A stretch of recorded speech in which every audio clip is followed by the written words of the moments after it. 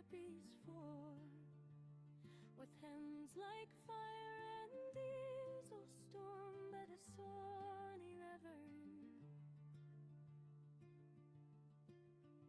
And the baton braid went here, and idols fell into the deer, to rest beneath 1,000 kites for centuries and years. For all I days I slept away, but I haven't waited. For all I days I slept away, but I have waited.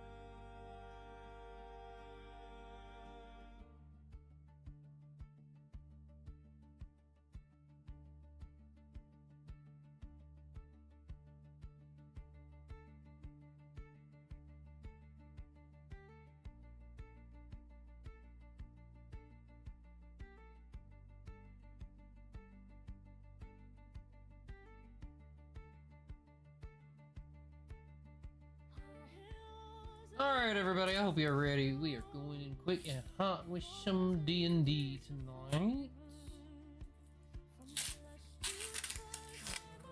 We're a little behind on my end, but not early because we're on time. I am here. I was doing the intro stuff real quick. But I has arrived. Joyous times for all. Yeah, I got my hair dyed because I had some hair dye left from the last time. I got a new tattoo on my arm and I'm happy and ready to go.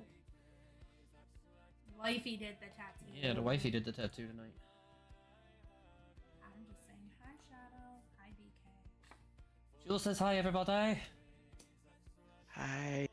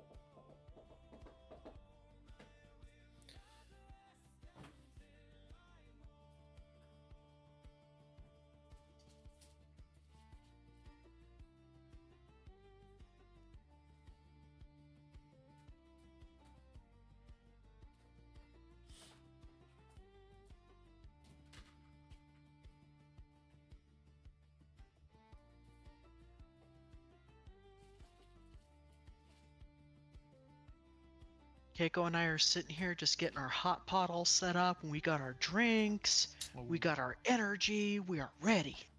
Hell yeah. What we got in the hot pot tonight? We went with a seafood theme, so we have brown beach mushrooms, green lip New Zealand mussels, which are freaking gigantic, Napa cabbage, and an assortment of different kinds of like fish tofu, cuttlefish balls. You know, just like the Asian market, they have balls. the Asian market has this thing where it's like $7 a pound, mix and match whatever freezer hot pot stuff that you want. So we just got a bunch of stuff like that. And then I've got lotus root in my pot too, and Keiko doesn't like lotus, unfortunately. Oh, lotus root. Hello. Hello. Hiya, Moth. How are you? Lily dying. Uh-oh. Well, we all are, unfortunately. Are you gonna be okay for tonight? I honestly didn't even know D&D was happening, but yes, I'll be fine.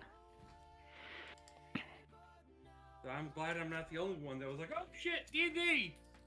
Yeah, I normally have my alarm set for when D&D goes. So it went off and I was like, you know what, let me just look in Discord, see when we're actually gonna do D&D. Good thing I looked. Okay. Alrighty. Let me me. I've got to adjust Sam because normally I'd have his picture there. All right, well, you let me know when you're ready to go, and I'll do the intro.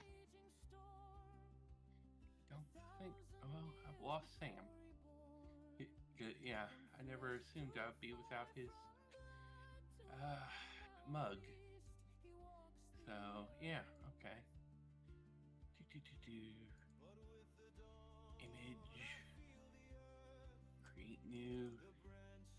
Sam. You mean to tell me that even when he's not here, he's causing technical issues? Yep. That's our Canadian cloud giant for you.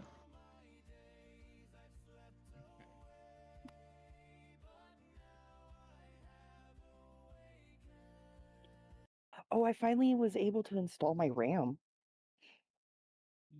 Joy. It was actually so easy. I didn't think it was. Yeah, it's really not difficult unless you're trying to install it in like a micro PC where everything is just so tightly packed anyway. Yeah.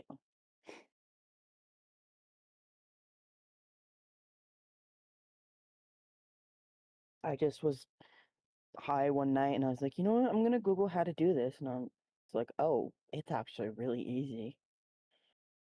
Just gotta pop it in. Yeah, RAM's like the easiest part of the build. Oh, it can absolutely be easy unless you get the wrong size RAM for your motherboard and you try and do it an hour before you're supposed to lead a Warcraft raid. Yeah. Oh. Yeah, that happened to me like 15 years ago. Oh, I was gonna say, about how long ago was that? All right, everyone, welcome to the 4th session of the Resonance of the Deep Archive. We are going to be running without Sam tonight. A very brief summary so far. Our group has encountered Silas Vane within the depths of the Shadowwalk slums, and he sent them on a mission to discover what the actual heck is going on with his shipments in the warehouse. Along the way, they were assaulted by street thieves and urchins, and they dealt with unsavory bar and tavern characters. Now they've discovered hired mercenaries and strange mages were inside the warehouse. Having recently defeated their foes, the party now debates what they do next. Did we level up to 3? Not quite. Okay. I remember something about a level up of some kind, but Yeah, we had leveled up to 2. At the end of this session, if things go as I anticipate, you'll probably level up to 3. Okay, I wanted to make sure because I was like, okay, I'm level 2. Were we supposed to be level 3 or? Yeah, okay, cool. All right. And I had grabbed the guy's sword because I'm like, I'm grabbing that magic sword. Correct? Yes, that was one of the spell swords. Yeah, that you picked it up, and you can tell that there's something interesting about it, but you don't know what any of these runes mean, and even when you picked it up, the brightness of the runes appeared to dim as you held it in your hands. Okay. So okay. Do we have what we need?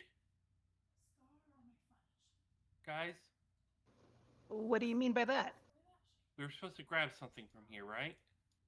Yeah, some boxes of Silas's, and guys, hey, look, we have a massive warehouse to go through. You guys also realize how crappy our equipment is? I vote for looting the fuck out of this place. I mean, they were guarding this to keep some people from it, right?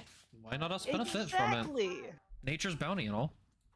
Opportunity. It's knocking. Let's take care of it. I want to investigate for better gear then. So as you look around, you see rows upon rows and columns of shelves. And while the shelves themselves are neatly organized, it appears a lot of things have been kind of haphazardly thrown on top of them. This doesn't look like a professionally managed warehouse. More like a personal store that Silas may have used for his illicitly acquired booty.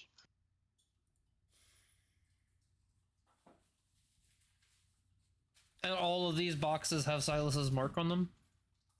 Not all of them, only the ones that are next to John. And a couple of them, it looks like they maybe tried to break into them, but the thugs weren't successful. One of them is open and empty inside. Okay. So one of his is gone. Well, have we investigated these guys? They definitely took something from a crate. I know I grabbed the sword, so let's look at the dead bodies real quick then. Anything on them that would be unusual? Anything? The thugs, for the most part, appear like they were just tired off of the street. You can tell that their intellect is probably below 10, honestly. The mages themselves, they are wearing almost uniformed robes. They look extremely similar to There you each go, Belle. I other. got you with that. Do you decide to look at the thugs or the mages more Thinking. closely? Mages. Yeah, I want to investigate the other mage that he's not looking at. All right, let's start with John. Go ahead and roll me a d20, please. Just straight d20, no. Just a straight d20. Oh, I'm sorry, d100 rather. My bad.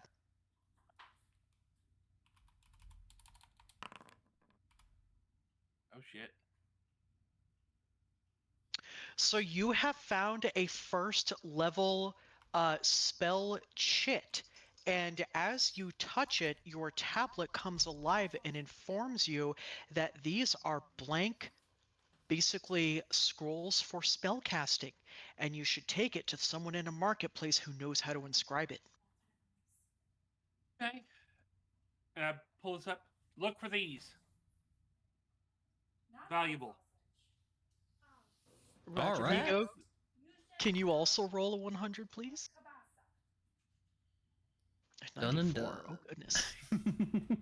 You got a second level spell chit. Ooh! Hey guys! This one looks shinier! It probably does glitter just a little bit more. I'm just gonna, like, immediately shove it in my pouch and keep looking. Yeah. I put it in the bag. Anything else on them, in them? Well, there are two bodies that haven't been looted just yet, so who's going to do those? Yeah, look I'll the one take that's one. right here.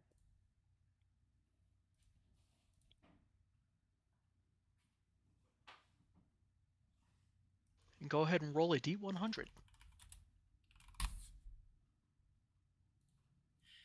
be on this shelf. It could be on this shelf. It could be in the drawer. Yep. How do I have two of me on the board?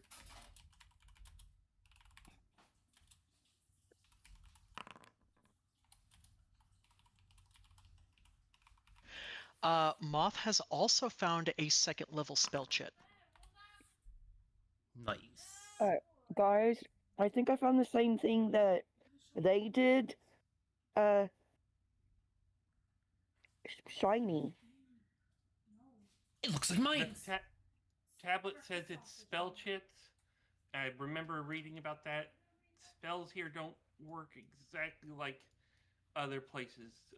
Something locks your ability to use what you don't already know.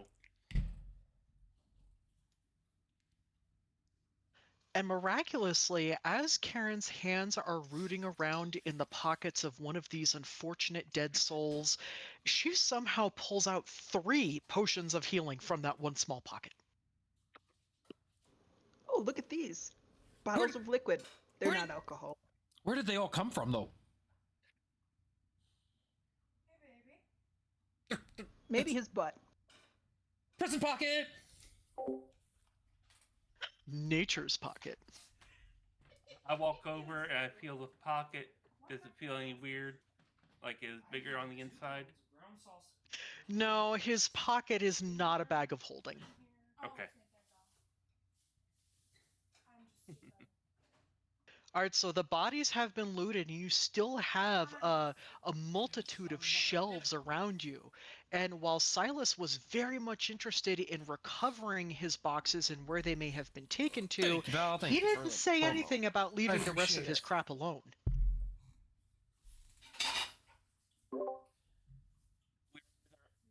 Thieves with honor on his stuff, or we take stuff that we know is not marked his. Look, he didn't tell us not to touch his stuff that we didn't already need to grab. It's unguarded. Why not take advantage? Nature's law, we're here, we have access, and we have need. I look Opportunity. I look for anything tech based.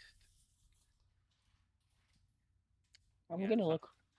Something for that, it. I'm gonna scramble up the shelves and look for more stuff. John, can you roll me a perception check, please?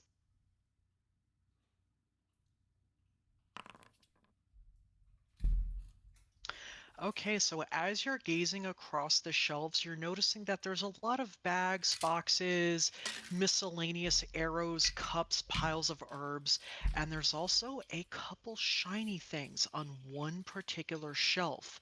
It doesn't look like any technology you're familiar with, but as you lay your hands on it, you definitely feel there's some kind of energy source within this piece of technology.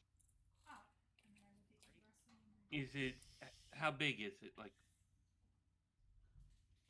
I'll say it's about the size of a book, and it almost looks like it's been ripped off of something larger. okay, I'm gonna grab it and store it.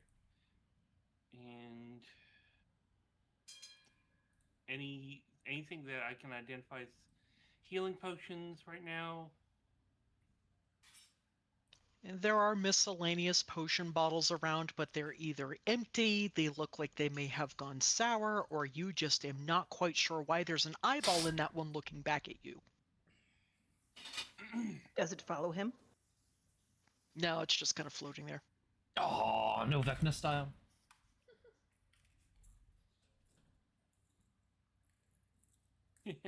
Oh, thanks, Moth. Gotcha. I don't think I have a D&D. Okay.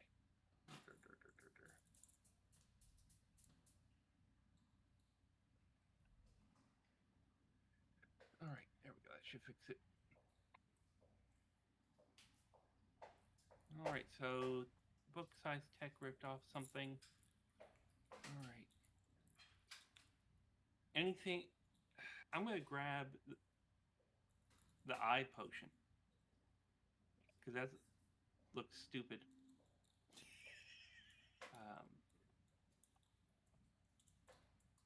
The eye just kind of like floats in there. You can tell that it's like not quite following you because it's mostly just following what the liquid's doing. And it honestly just looks like it was ripped out of some poor man's soul. For all you know, this is one of Silas's trophies. I'm still taking it just in case. I'm like, unusual ingredients usually means something magical. Worst case, it's a bargaining chip for later. Does anybody else check out any of the shelves or boxes? Oh yeah, I climbed up on this. Yeah. All right, Ego, go ahead and roll me a D100.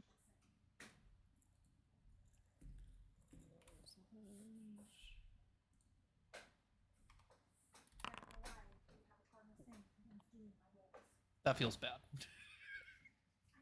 Kind of ironic that you climbed up on top of those shelves and you find a potion of climbing.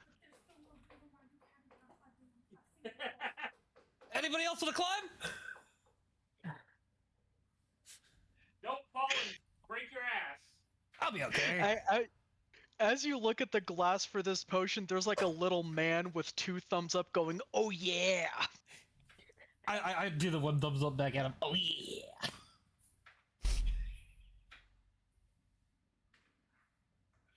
All right, anybody else want to loot shelves? Me, my turn. Roll, if you dare. What should I roll? 100.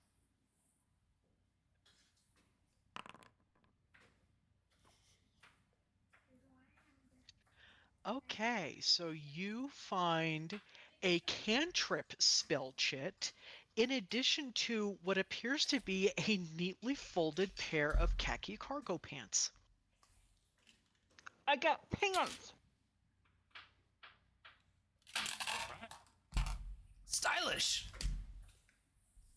I hope to God she had pants on before this, too. I do, sort of. What's a And now Sometimes. she has cargo pants with pockets. question? Does that's a good question. What's your question? I was just thinking. I had to look at my picture. Does Ego technically have pants? He has like a loincloth with a pouch belt, but he's mechanical, so. In the case of Warforged, unless they have like molded genitalia, I don't think most people would care. That's the question. Does And that is why John has pants on. Thank you, John, for reducing the nudity in this group by 1. the worst of the nudity? I would also like to loot. Go ahead and roll another D100, please. Oh, If we I are can such spell chaos correctly. goblins. We really, really are. We're enjoying it. Hopefully, you guys are enjoying it as well. Oh, Oh, okay. Okay, so you have actually discovered a bag of dried herbs that look entirely unfamiliar to you. Bugs? can I take a investigate on that real quick? Just to see if the bag's special. Yeah, do either investigation or medicine, whichever you prefer.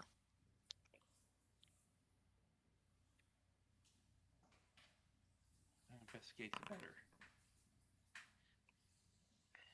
You don't detect anything unusual about these. You do notice that there is a faint blue dust on them, though, and it looks kind of like the same faint blue dust that was in some of Silas's boxes. Grab it. Looks like nothing special, but something's from the box. Drugs? Drugs? Drugs. She jingles the bag. Drugs? You Drugs? hear a voice from outside the warehouse go, drugs? No drugs for you! But I want drugs! Go down the street! I'll have Because to there's so look at it mean you more won't later. share your drugs with the random voice outside. I mean, they're not ours, technically.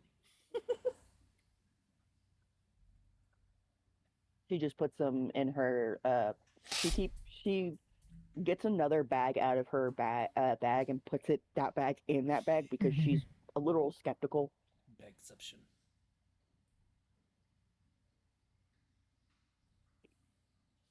All right. By the way, out of character, Moth, just because we're trying to be extremely respectful, I know you prefer certain pronouns when we're speaking to you as a person. Do these extend to your character as well? No, my character is she. Okay, just making sure. Thank you. Thank you. Yes. I mean, yeah. We talked about it for a moment before stream. John is just going to, idle around. Anything special that looks like, oh, this is unique. This is, something more than just standard potions. For the most part, no, but you do notice, like, there's just kind of all over the floor where, like, the mercenaries were walking and stuff, there's just little hints of this kind of blue powder, and it seems like they might have dropped some when they were fumbling around because they have such a low intellect score they can't carry a damn box. I think I know why everything's dusted. Idiots here dropped a box. We'll have to let Silas know and... Yeah. Alright. I think we should vamoose out of here. If we've pilfered We're not everything done. We ain't okay. done. That's what I'm saying. I think we should vamoose out of here if we're done looting and pillaging. I would like to take a little bit of the blue dust, like off of one of the boxes, and lick it. You're going to lick I'm the going dust? to lick the dust. I'm going to need you to roll me a 20.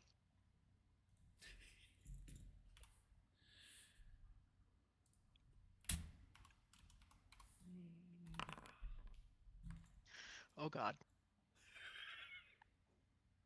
The moment you lick this dust, you begin to feel something unusual, almost like the world around you is phasing out. Not merely that you're not part of it per se, but that reality itself is warping. It's pulling at you in multiple directions to disorient you, although it's not painful. And as you're looking around for some sense of familiarity to anchor yourself, you realize you're not actually looking at the warehouse anymore, and your companions are essentially missing at this point. Un momento. Oh, shit. That's what you see. That has replaced your vision, and you are standing upon one of these floating islands of fractured, incomprehensible nonsense. And there are small creatures that are looking at you like they didn't expect you to be there, and they're not too happy about it. Any A of them are second dogs? later, and the warehouse phases back into sight.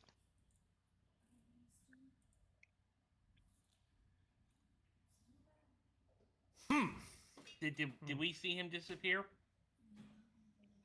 No, from your perspective, he just kind of stood there wide-eyed and maybe glitching out a tiny bit as if his software couldn't fully process what was happening just then.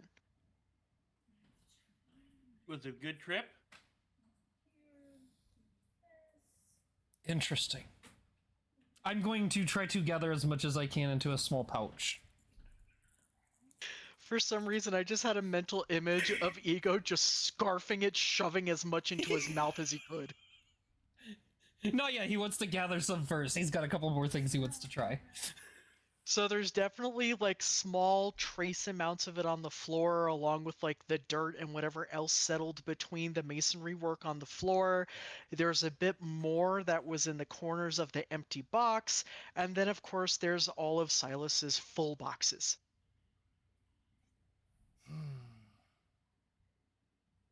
Guys, Look, Ego. they before you say opened anything. one. They opened one and dropped it. And we can pass that off as them doing something stupid. So can I then pass off just a small fraction missing from another box? I have to get to the bottom of this.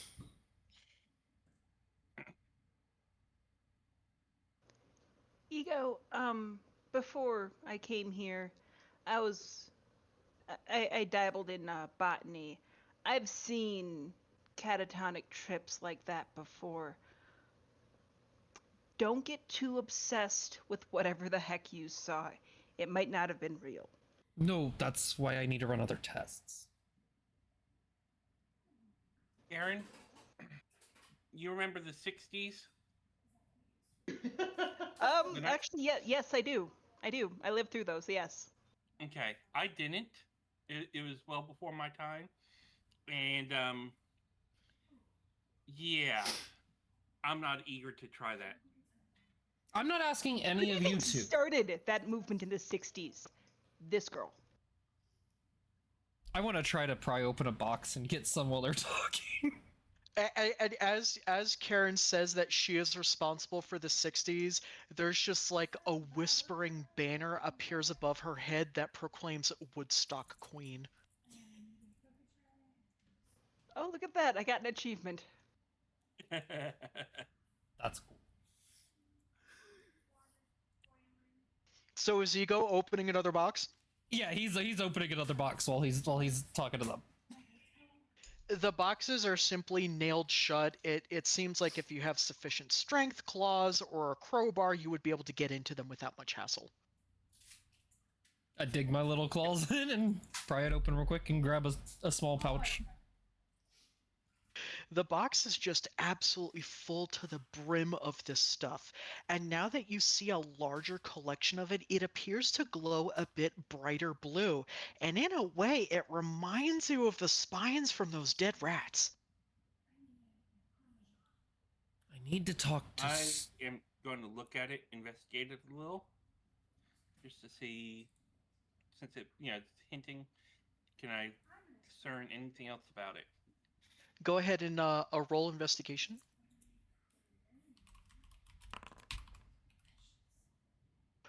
Well, damn, that looks like a crit to me, doesn't it? Okay. Yeah. Ooh. All right, so as you are looking at this dust, you can actually tell just from the way the light refracts off of it and the way it looks and just kind of the heft of it as Ego is passing his paws through it. It seems like it's probably just a finely ground version of what infested those animals and drove them to that madness. He said the bigger the crystal, the more valuable it was. These are ground up versions, so I'm guessing they refine it somehow. But my big question is, did I get a thing happen because of that? Yes, as you are making this observation, you suddenly feel magnetized, and about 30 different forks, spoons, tiny belt buckles, and arrowheads are suddenly flying toward your body. Question. I cover my face. You do not experience any kind of damage, but you also cannot remove them. How strong is this magnetic force? He cannot remove them with no matter how much force is applied. I'm just wondering because Ego's semi-close to him, correct? Where is he? I mean, they Okay. might try to fly through you, so do you So want to Ego's- roll me an acrobatics check? Yeah, because Ego's gonna dodge this stuff. Hey, Lana. Ooh! 19. You successfully and very masterfully, as one would expect from an enhanced fox, roll, dodge, duck, and parkour your way out of the very vicious and dangerous spoons and butter knives that would undoubtedly otherwise very faintly scratch your exoskeleton.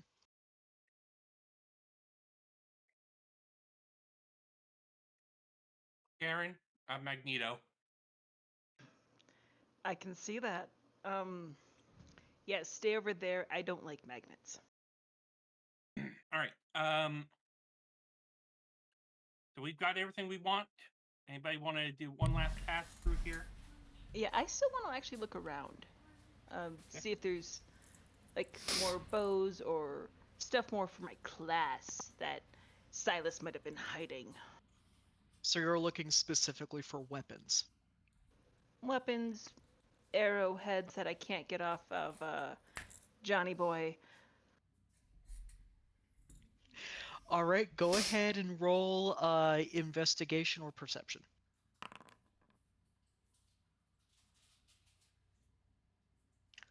You do find probably a handful of non-magnetic arrowheads. These appear to be made of a very dark glass-like material. You have actually found 6 obsidian arrows. Ooh.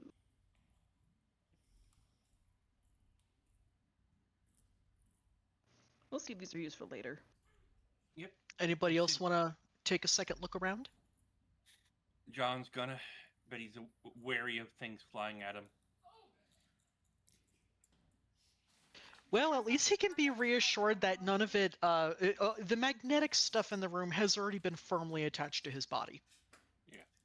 All right. Including a tiny keychain of like a little owl bear.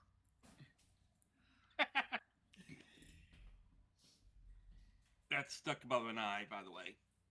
And the owlbear's in front of it, so it's harder to see. Ego wants to try to pull a spoon or something off of him to see if he can help.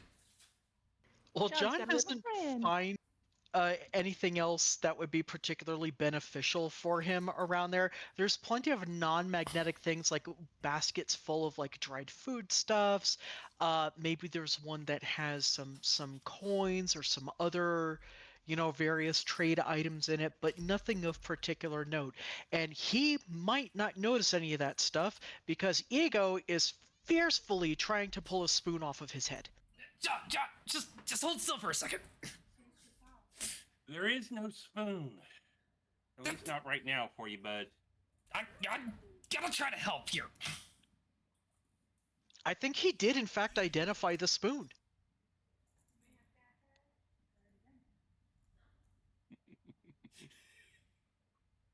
And it bends and breaks. The spoon head itself remains firmly attached, and now the body of the spoon just has like a sharp L curve in it. Well, I tried. Yep. I tossed the handle and let it just remagnetize.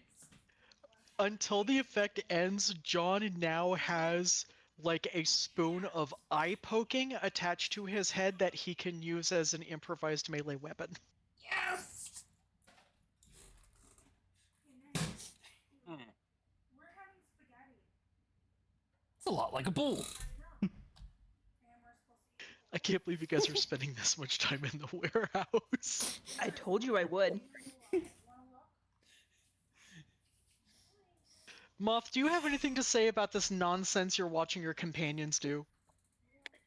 I don't know what craziness you guys are trying to cause, but I'm gonna look for some more weapons because mine are a little old. Love you, kid. Where did my character go? Did I delete him? Aside from the spell swords dropped by the mages, you really don't find anything else in there. Okay. Ego's gonna really quick like hammer the crate that he had opened back closed. I stop you and I say, don't, do it a little bit. But this is one they were opening when we came in. Right. So I'll leave like a corner loose. Hmm?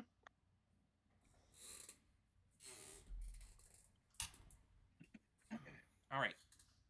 Let's get our asses out of here and see how much trouble we're in.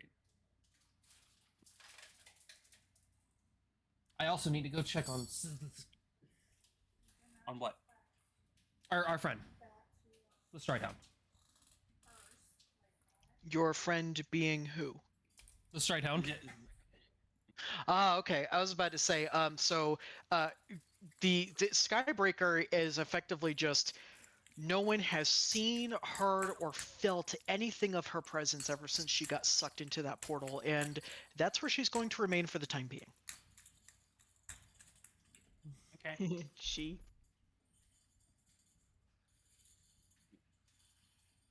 All right. So Skybreaker, we know she's probably okay, but we don't know where she is yet. Let's get out of here, and then we can find out what we can. So where are you heading next? Back to the boss. Yeah, back to the boss. Yep. All right.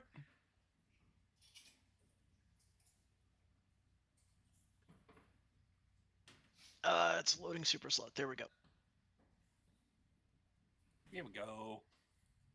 And I'm gonna be keeping a watchful eye too on anybody that might try to approach us.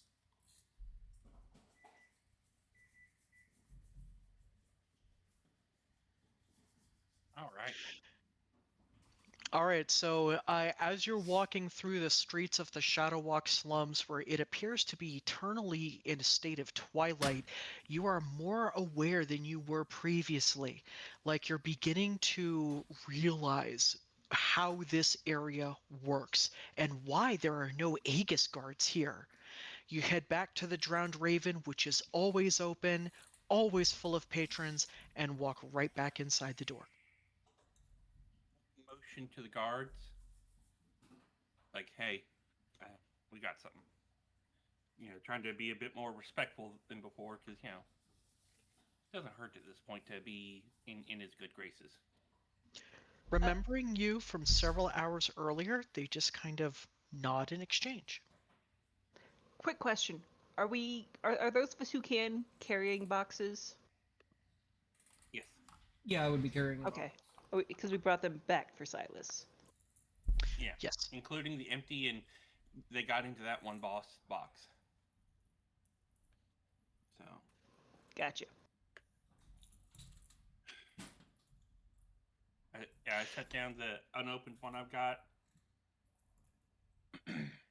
And as you set down the box, the magnetic effect wears off, and all of the stuff that was clung to you now just falls to the floor.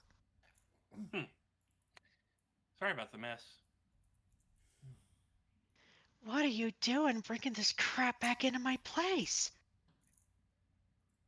More eyes on us, less eyes on you. Ah, We're gonna clean it jeez. up. That's not how things work around here. What'd you find in the warehouse, huh? I show him the 2 crate. It's 4 total crates, 2 unopened. They opened one and it looked like it was all over the floor, and this one got open and some spilled out. Silas looks over and he is clearly not pleased about losing such a large portion of his latest shipment. Ah, those sons of ogres. They've been hitting me for weeks and I never know where they're actually taking those damn boxes. All I know is they're in my warehouse one day and the next, poof, they're gone. Well, yeah, I kind of tapped the sword on my side. One of them was a mage. They ain't no more. What is that? What did you find? Hand it here. Let me see that. I hand him the sword that I picked up. I figured this is one of the mage's swords, and the rune's kind of dimmed, but I was gonna take a peek at it. As Silas reaches for the sword and kind of pulls it back over to his side of the table, he's treating the blade's edge with a good amount of respect because it's like he's not sure if it's sharp or not. And the 2 guards sweep away a space on the normally crowded table so he can lay the weapon flat on the blade.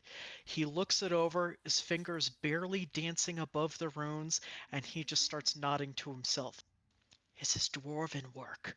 I've seen its like before, but not with these runes. See these here? That's not typical Underdark speech. You said this came off of a mage? Mages that was taking your stuff. I don't like the smell of this.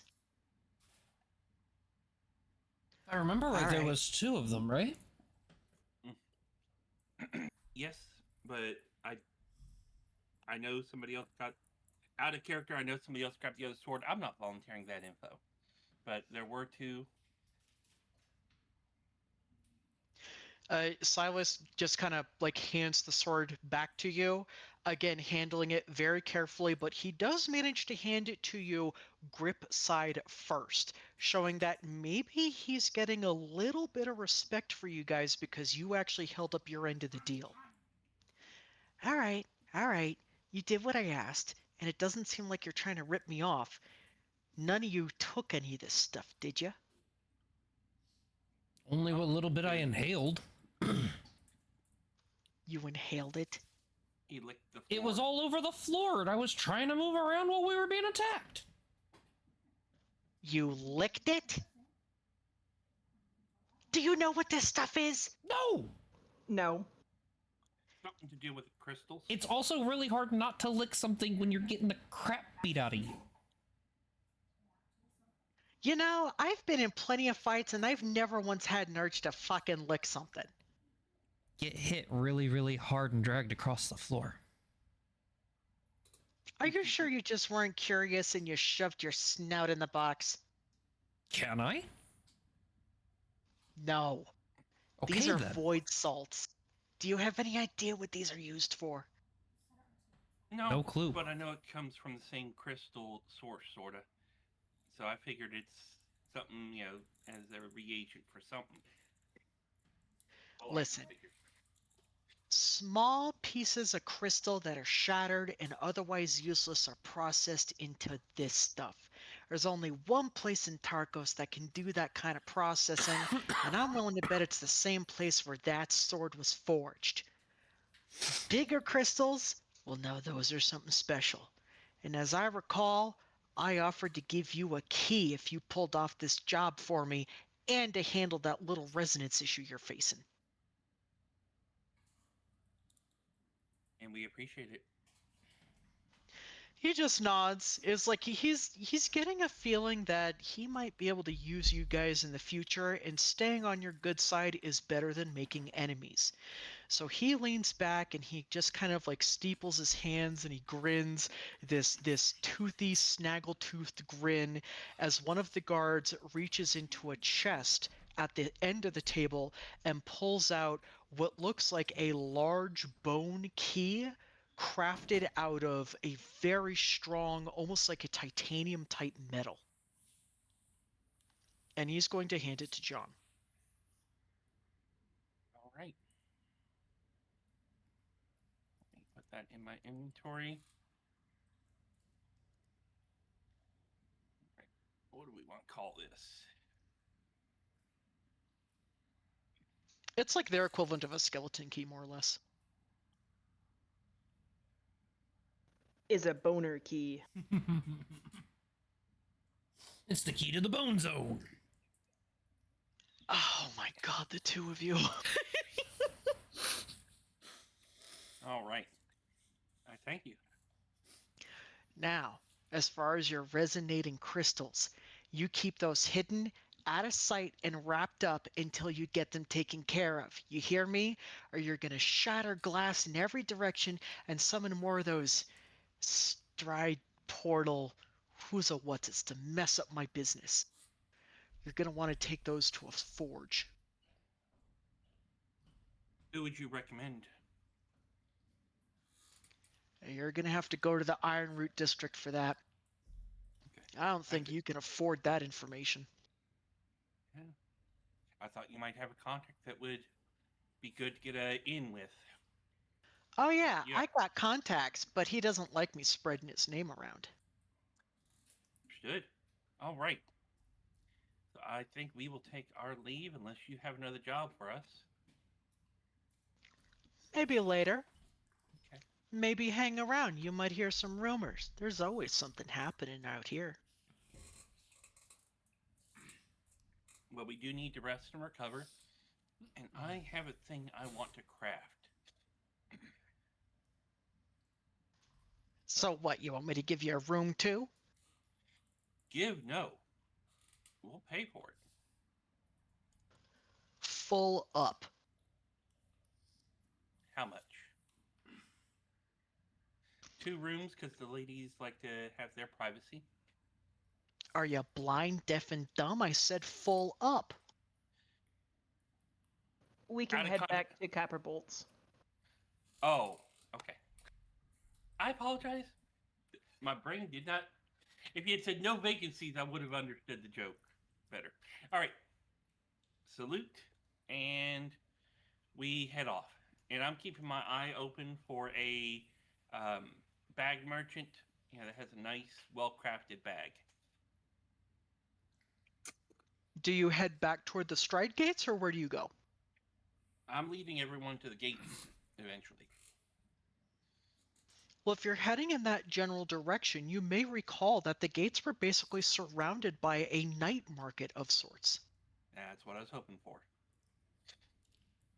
Because I'm wanting to make myself a bag of holding. So are you looking for a merchant or a crafting station? Merchant, because I know, because John's made one before, it's just he doesn't have one.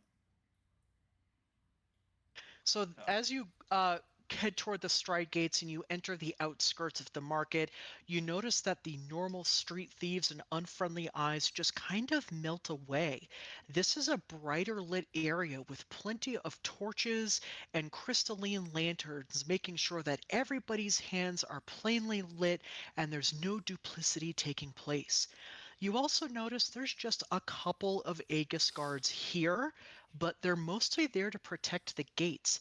They're not keeping an eye on you or the multitude of colorful tents hanging over different tables, cauldrons full of bubbling drinks and food, and tables full of trinkets, small weapons, and crafting supplies.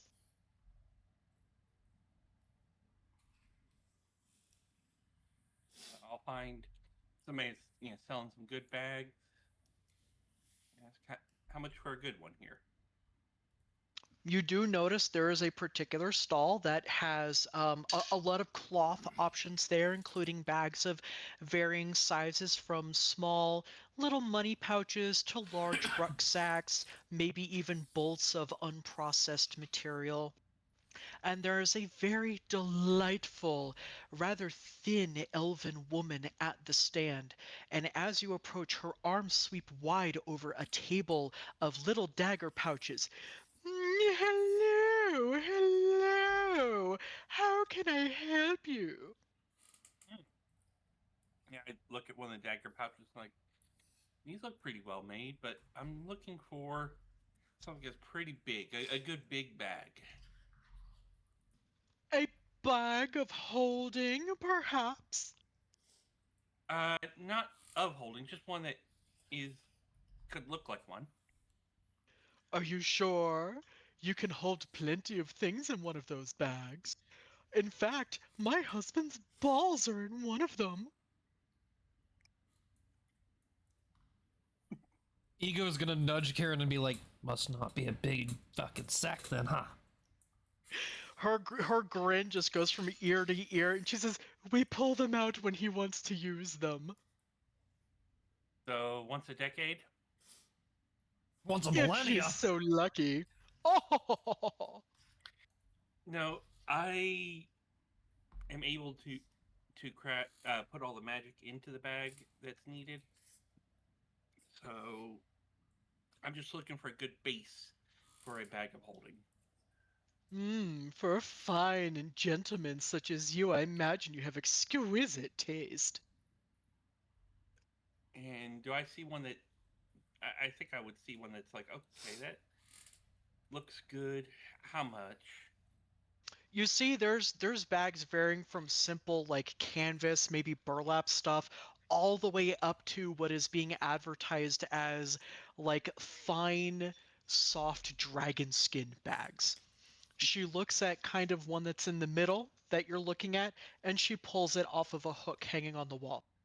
That'll be 10 gold if this is all you truly wish. It is.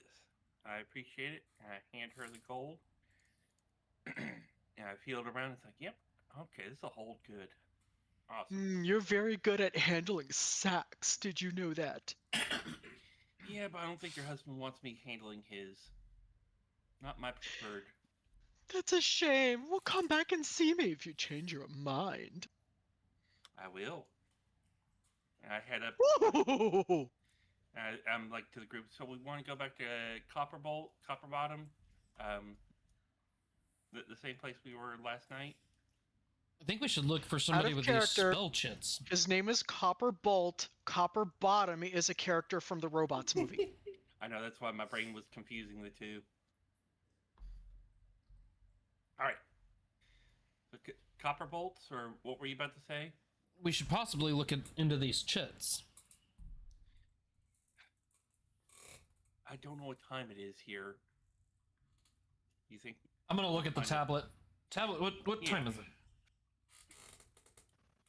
Actually, shopkeep, how much would a bag of holding be if to purchase directly from you? For you. Do you also have some balls to store? Sadly, had to leave those at home. Oh, such a shame. No one should ever be without their magical balls, of course. She turns around and starts rummaging through a couple things, ignoring the obviously labeled bags of holding that are on the wall. And just because of the witty banter that Karen gave her, she pulls out like a specially decorated bag from a closed chest behind her. For some reason, this one feels like it suits you beautifully. You can see it is purple and green. I can sense those are your colors for some sultry reason. You're actually very correct. Those are my colors. Purple's more my husband. Regrettably, this is one of my favorite pieces. I couldn't possibly let it go for less than 20 gold.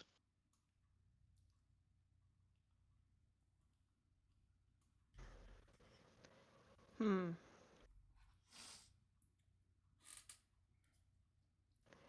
Karen's contemplating. I mean, she really wants the bag, but at the same time, does she really need that bag? Shit. Perhaps I can entice you. Thing is, you love that bag so much. I don't want to actually part you from it. Oh, but there's something I love so much more. Gold. Not quite. All right. What would it be? She just kind of like wiggles her fine elven eyebrows as she steps back and then pulls aside a flap of the tent to reveal basically her sleeping quarters behind it. Is her husband tied up on the bed? No, but his balls are hanging from a charm on the ceiling. Must be that once in a millennia time. And they're not like fleshy balls, they're like two little magical orbs. I fucking love you. I never said this campaign was PG anything. I know.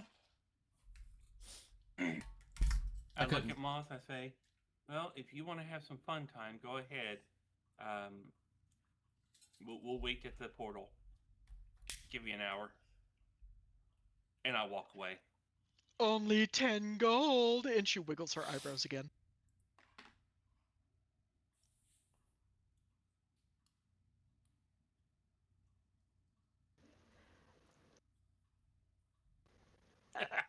Uh, mm. Karen's a bit flustered. Like her face has gone completely red at the suggestion, and I appreciate the offer, but honestly, I don't swing your way. Oh, but you're so adorable. Fine then. 20 gold or be on your way. Go on. Karen's gonna pay the 20 gold for the bag. A elven mistress shopkeeper just sighs, looks a little disappointed, like she was looking forward to some fun times, and she takes the gold and hands the bag over to Karen with just a little bit of a pouty face.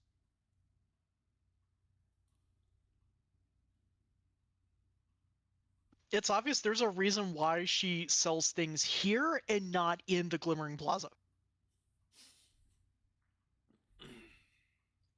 I'm going to look at Moth and say, we make sure that it has a good enchant on it, because I feel that was a steal, and it might have been. But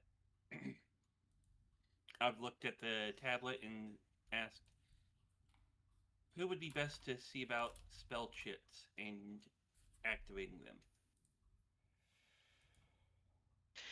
The tablet appears to think for a while, and then it displays markets in either the Verdant Spires or the Ironroot District. I look at Moth. Verdant Spires or Ironroot? I think Verdant Spires is the druid place, right?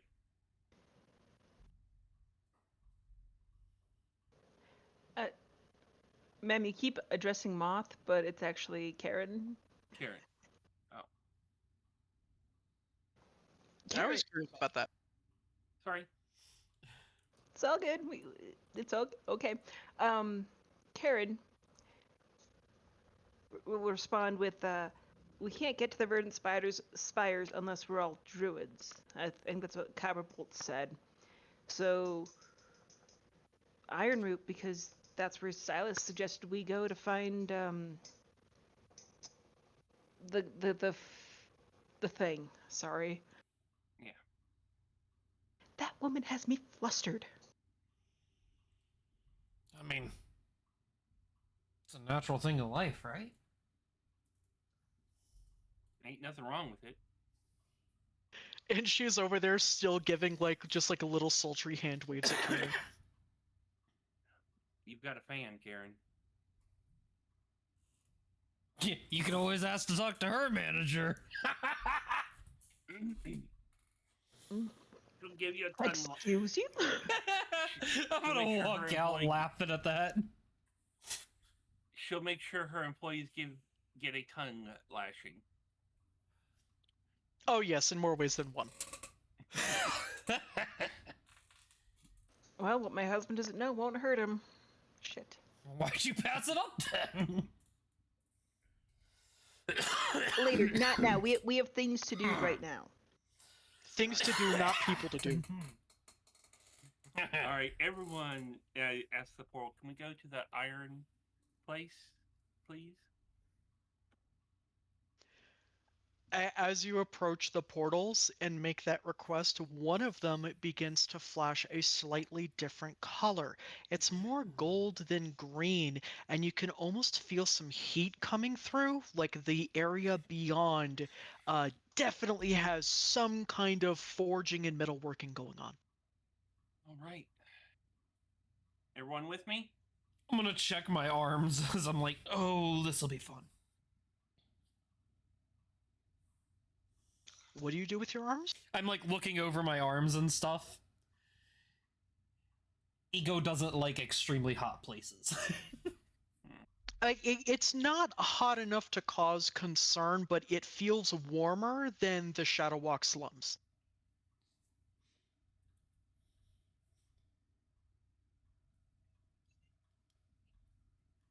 Pull ego through. Come on, man. You'll be okay. All right. And leading everyone, let's head over.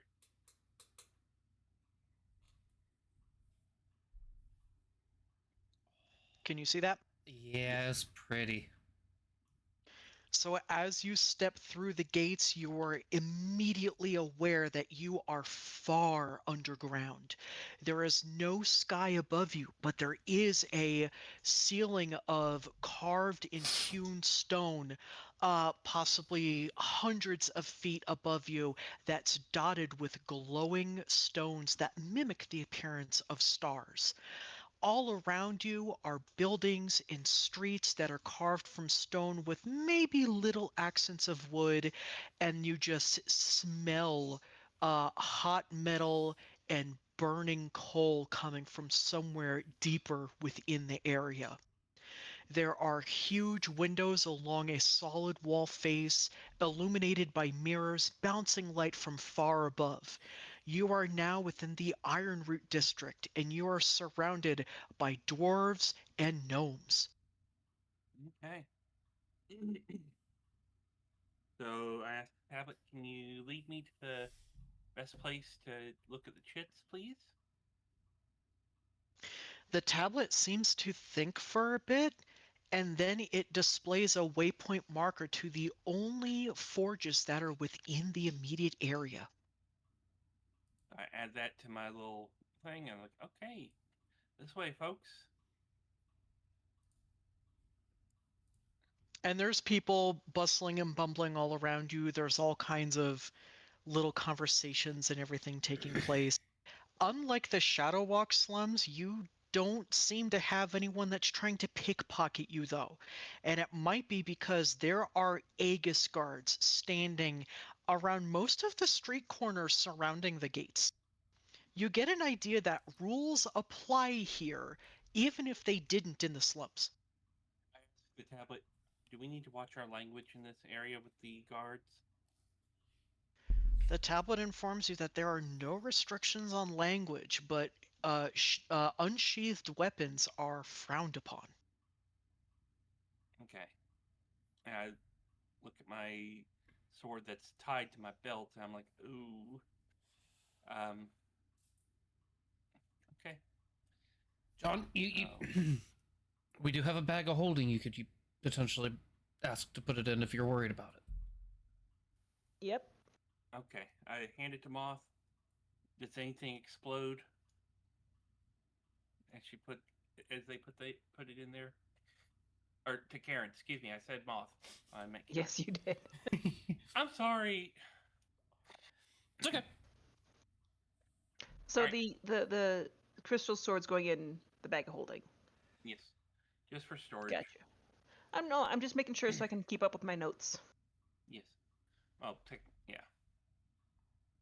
There's no strange reaction as the sword is swallowed up by the bag. At least it does its job. Okay. So, head. Where is the forge? Is it over here? Or over here? Oh, there we go. Right Sorry, here. it took a moment to load.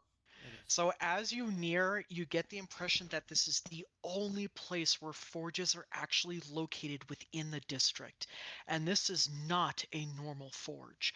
There are hundreds of dwarves working dozens of cauldrons, 40 to 50 feet tall, towering over their heads. Sparks, heat, and smoke fly all about the place. And in the very middle are three tall, energy charged spires. You have encountered the Grand Forge, and there is a slight panic as something is going very wrong with this forge.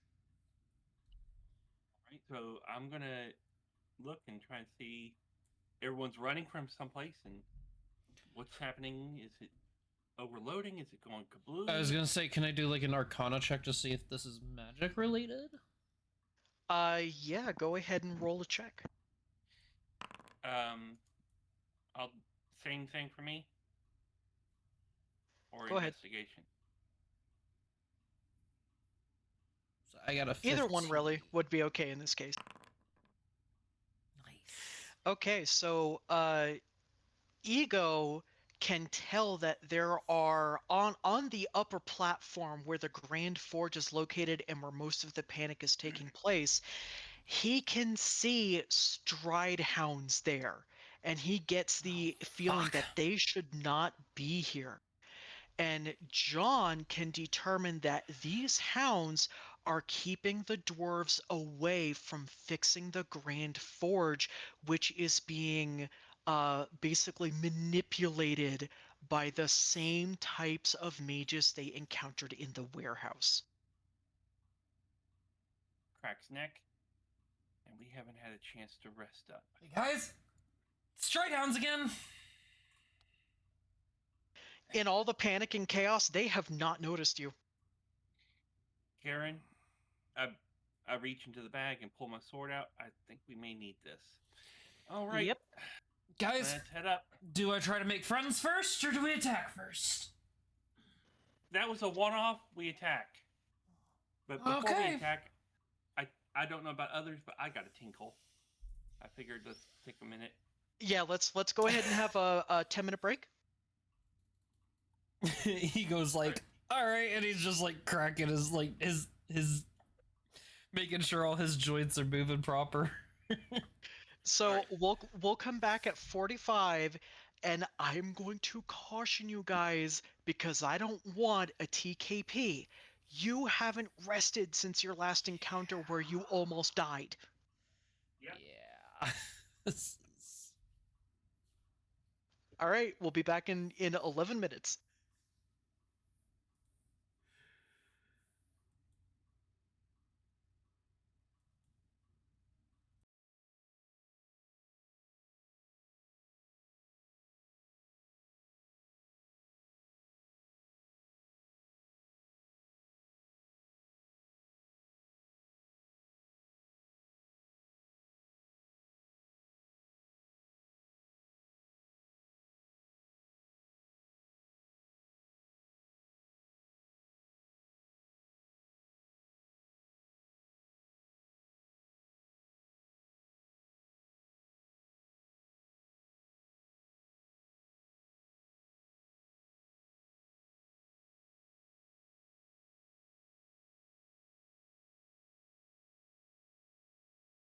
all right, guys. How's everybody feeling tonight? I am trying to figure out application audio.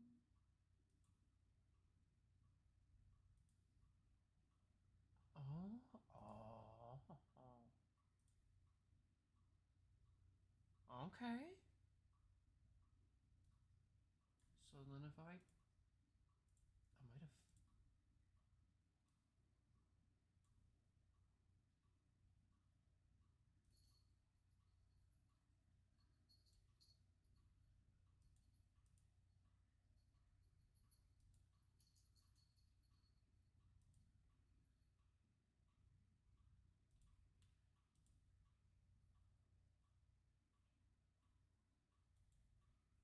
From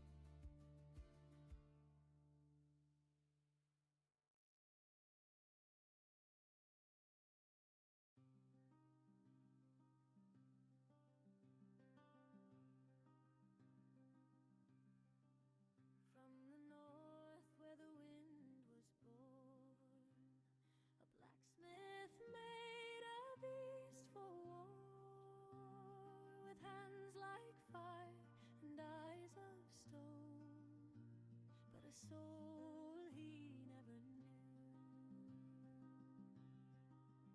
In the battle a blade went deep, and Igo fell into the deep to rest beneath 1,000 tides for centuries and years.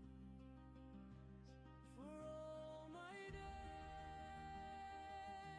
I've slept away,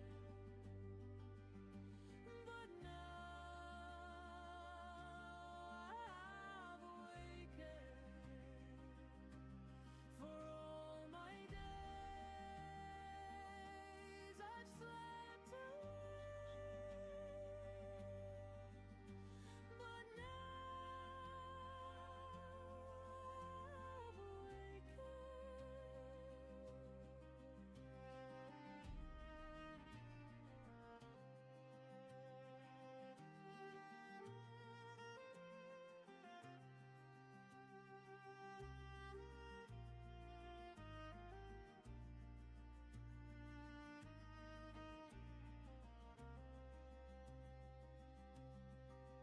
till he rose in a raging storm, 1,000 years before reborn. From flesh to fire, from blood to iron, now a beast, he walks the earth. But with the dawn I feel the earth, the branches of the old birch tree. I touch the stars, I feel the storm, the soul I never knew. For all my days I've slept away, but now I have awakened. For all my days I've slept away, but now I have awakened, and I will not rest until I'm whole. I will not rest until I'm whole. I will not rest until I'm whole. I will not rest until I'm whole.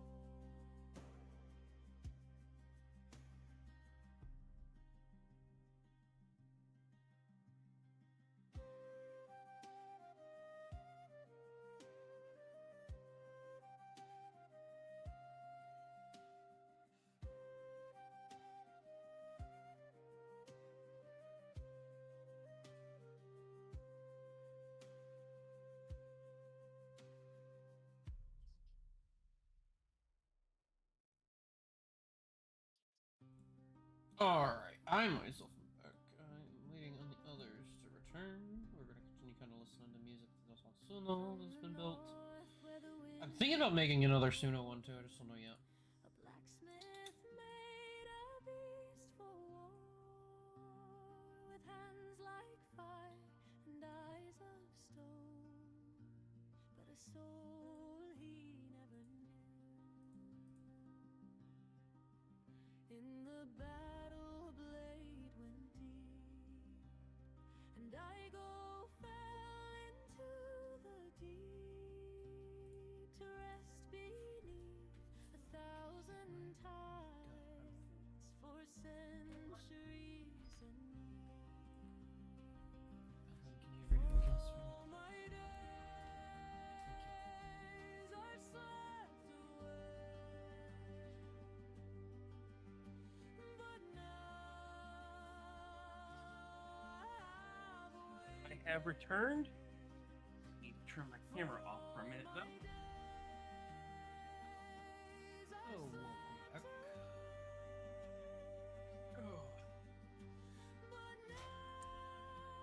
Anybody needle phobic here? Negative. I mean, I've got tattoos. I'm type 2 diabetic and used to donate plasma.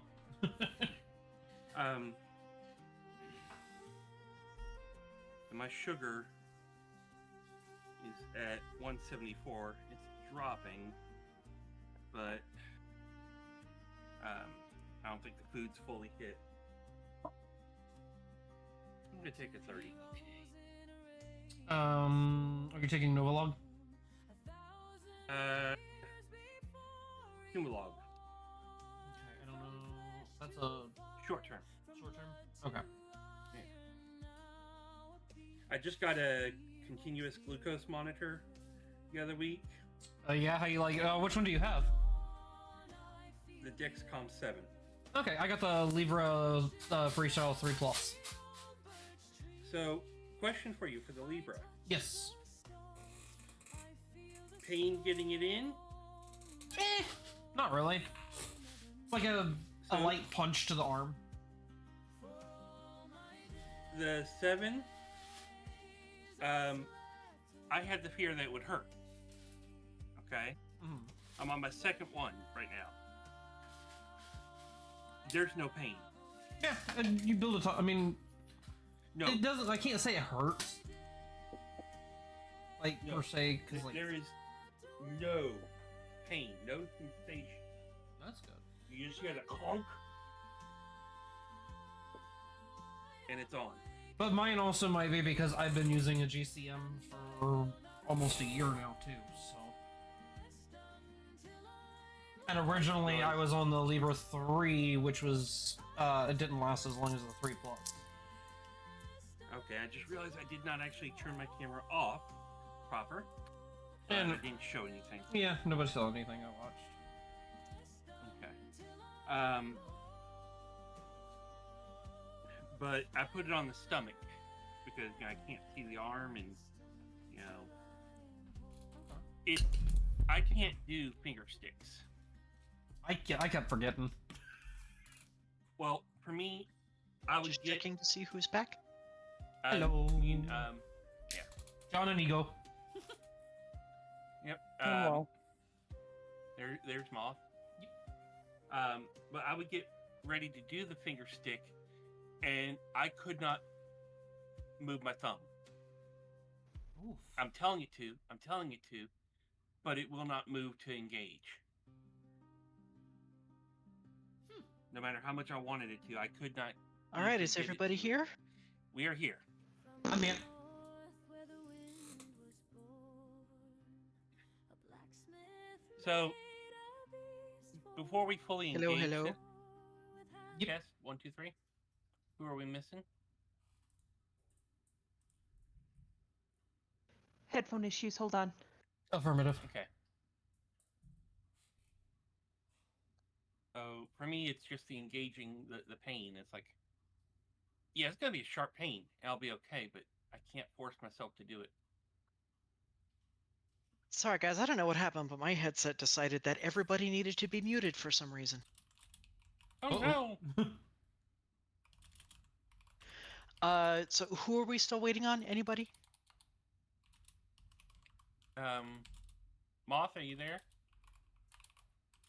Hello.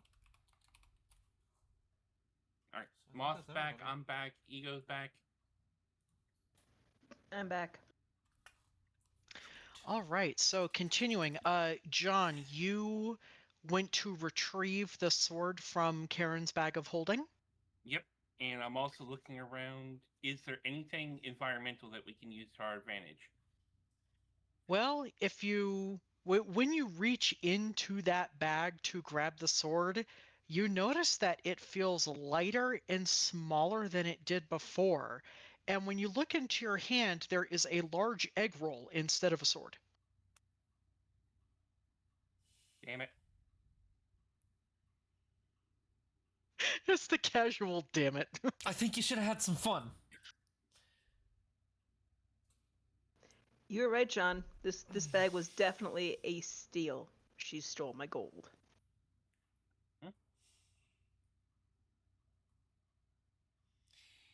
Ego's I gonna would want. go ahead. Go ahead, Ego. I'm gonna try to think of how I can call my friend to us for help because this is gonna be rough otherwise. I don't think there's a way you can do that because you didn't establish anything like that before you left Copperbolt's Tavern. Yeah. Guys, I don't like our odds here. As far as the environment goes, you see dwarves are hurrying around. They're carrying fire hoses, one linked after another. It looks like this is practiced, like they may have encountered something like this before. All right. You said that the hounds were at the top or at the base of the spires? They're standing at the base of the three spires Okay. that form the Grand Forge. So, from your perspective, they're going to be up on that second floor near where, Mem's icon is. Okay. And it doesn't look like there's any part of the forge that I could get close to and touch without being close to the buffers. Not without getting their attention. There are a series of ladders and steps leading up to different platforms that'll eventually get you up there, but there's a lot of activity going on, and at this point, you don't know exactly who is friend and who is foe. Presume dwarves are friends. I don't know. Dogs are not. We know the mages aren't. And I look over at Karen. You owe me a sword. Let's go. You put it in my bag. It's not my fault. I have no responsibility for what comes out of this thing.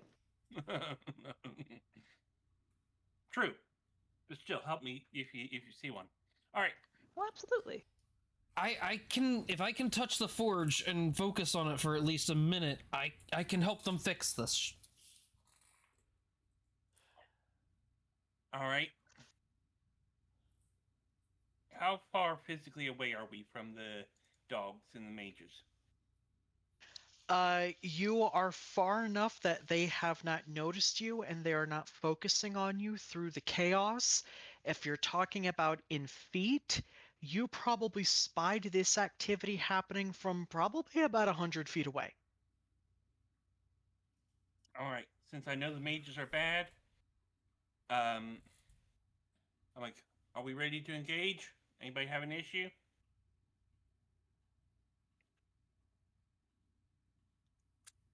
Pull your weapons out. Weapons hot.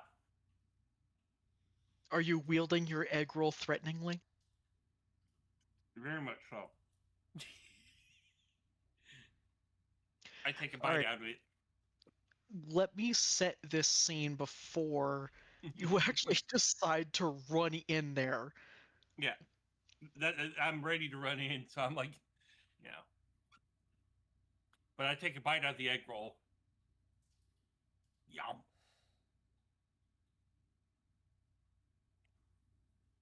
Is it at least good? It is crispy, it is hot, and it is juicy.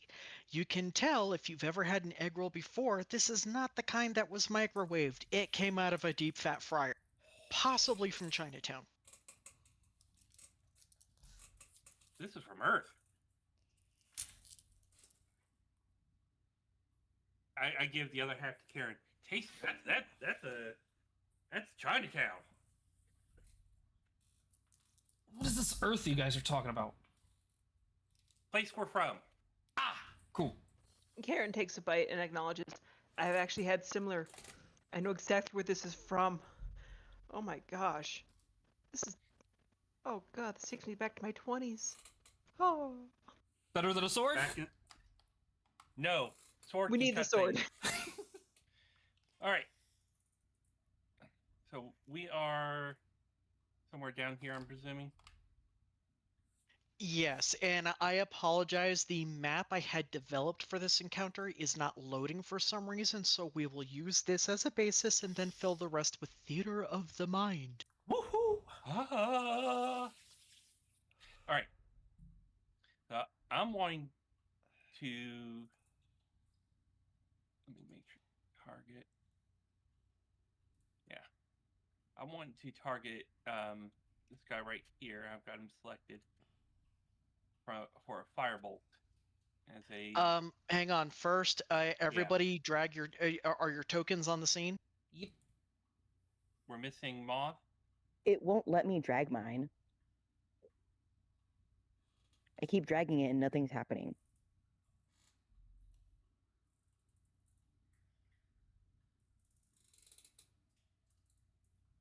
What the heck?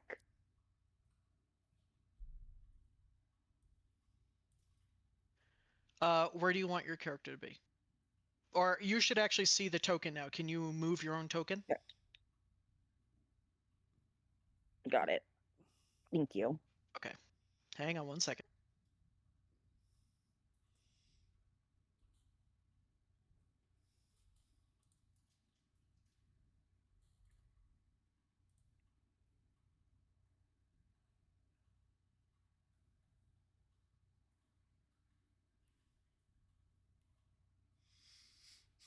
Hang on, for some reason now it's not letting me create an encounter.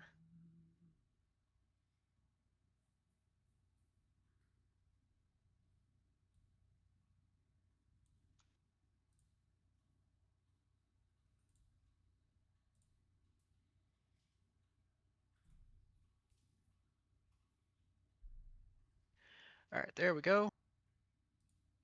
All right, Ego, you're actually up first. Can I tell the Stridehounds are following the spellcasters, or are they kind of like there for their own reason? It looks like the Stridehounds are keeping anyone from getting too close to the gates, while the spellcasters themselves are they're the ones that they've cast things on the forge and they're maintaining their own spells. All right. So I'm gonna move my 30 feet or so towards, I think it's that one there, and I'm gonna try to shoot him with my crossbow.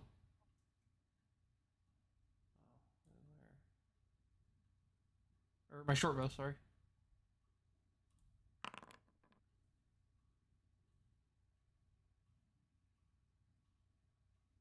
It's a 10. Hang on one second. That's going to be a miss. And that'll be it for now. John. Remember, the mage is probably summon the dogs. We get rid of the mage, dog might go away. And since he's already started attacking that one, I'm going to throw my firebolt at it.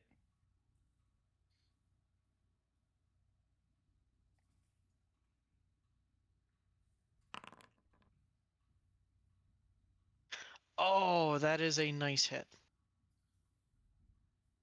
Yeah, a 19, thankfully. Go ahead and do your damage roll. Not so nice damage. I mean, it was absolutely like a nice solid hit, but it just kind of like hit its paw or its tail or something. The person, not the dog. Oh, He shot at the one that I is that the one? didn't. Yeah. So he shot No, at the I one. shot the one. Oh, you shot at the one I attacked? Yeah, I Okay. saw you attack that one. I was like, okay, let's focus. One down. Okay, yep, I see it here, and it did apply correctly. Okay, All right. it is Karen's. Do you have anything else you'd like to do this turn? No. Karen.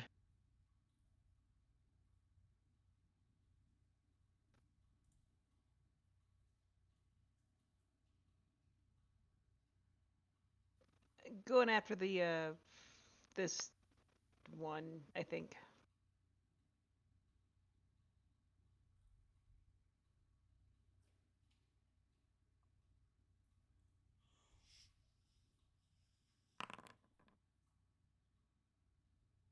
That's hidden. Oh, my bad. Sorry.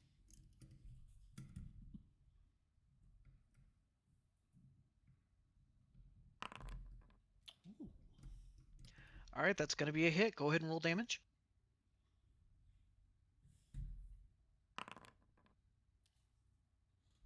Hidden again. Your dice do not like showing.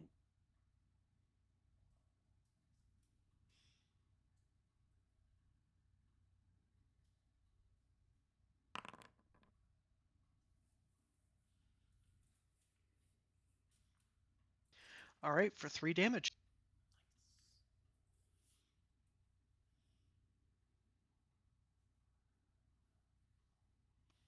I aimed at the mage on the left.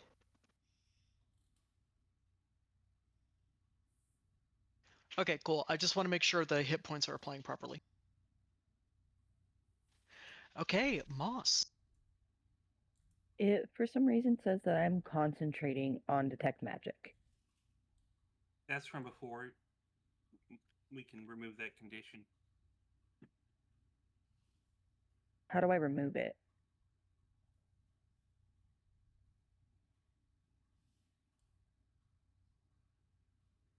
I took care of it for you.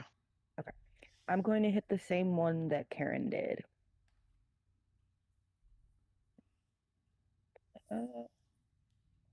Come on. I'm going to use my short bow. All right. That is that is going to be a miss. Okay. That will end my turn.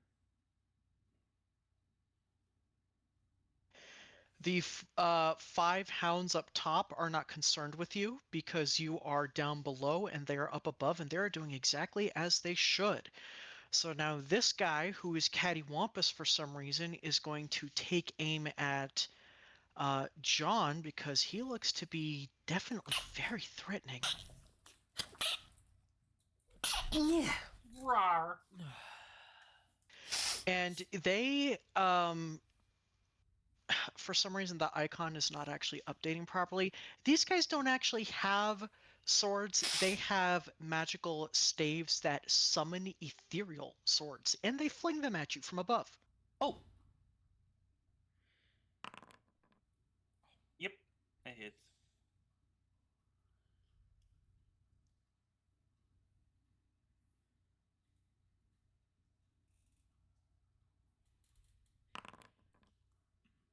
Ouch. Yeah.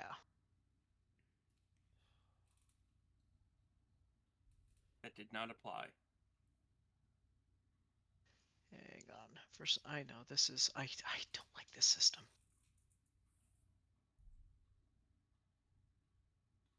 All right, there we go. Oof. And they're just gonna kind of triumphantly go ah because they can see that you're definitely bleeding. You're not doing too well right now. And I'm like, hey, bake up a healing potion.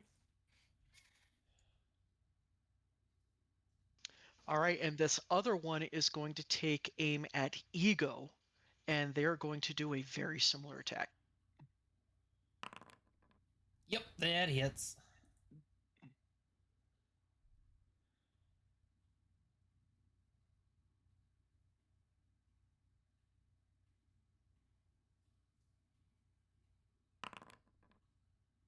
Ouch. Oof. I'm alright. That one did apply. Yep. Lovely.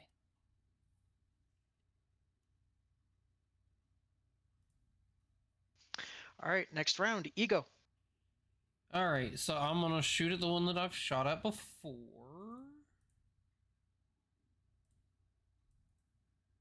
Make sure this applies it. Come on. There we go.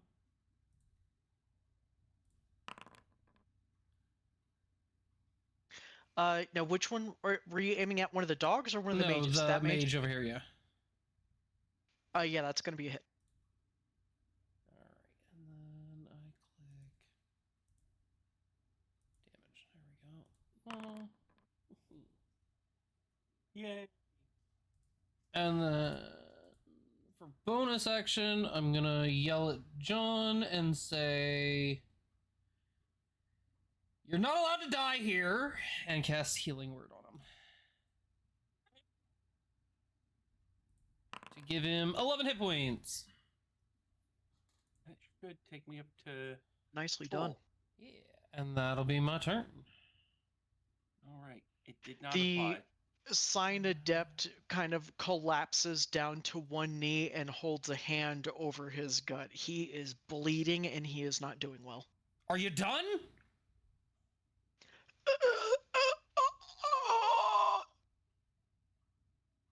I can help you if you're done.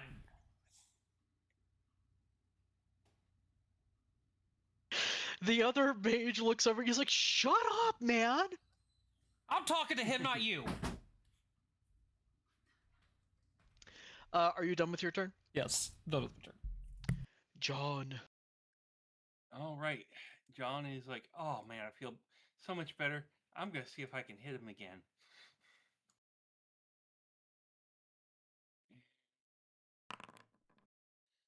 I suspect That I is do. a hit. Right. Oh, he'd be so dead.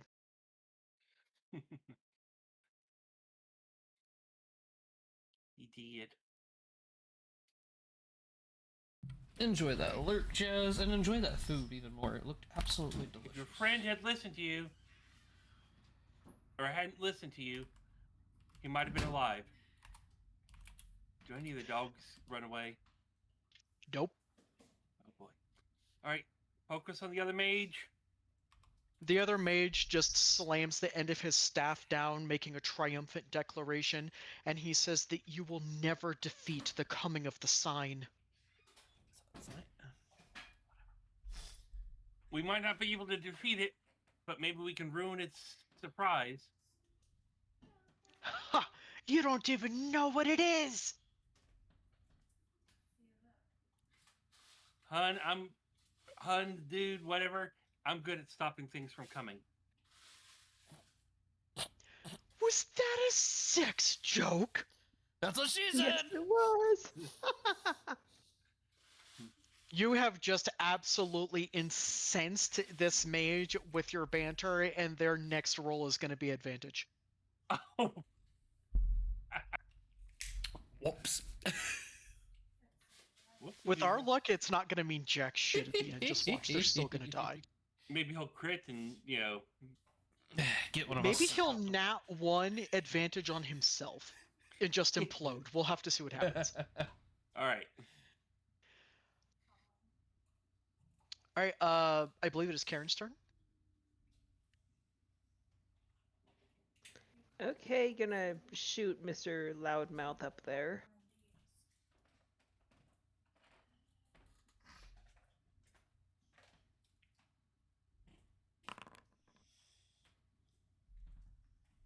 That is a horrible failure. She whiffed. Fuck. You're very lucky it's not a nat one, though. Any other actions? Nope, it looks like John went down then got back up again. Yay. Moth. I'm going to shoot my dagger at the cocky bitch.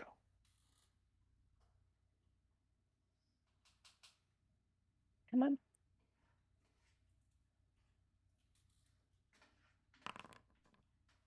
Oh, no. Oh no. Okay, describe Oh, your epic no. failure.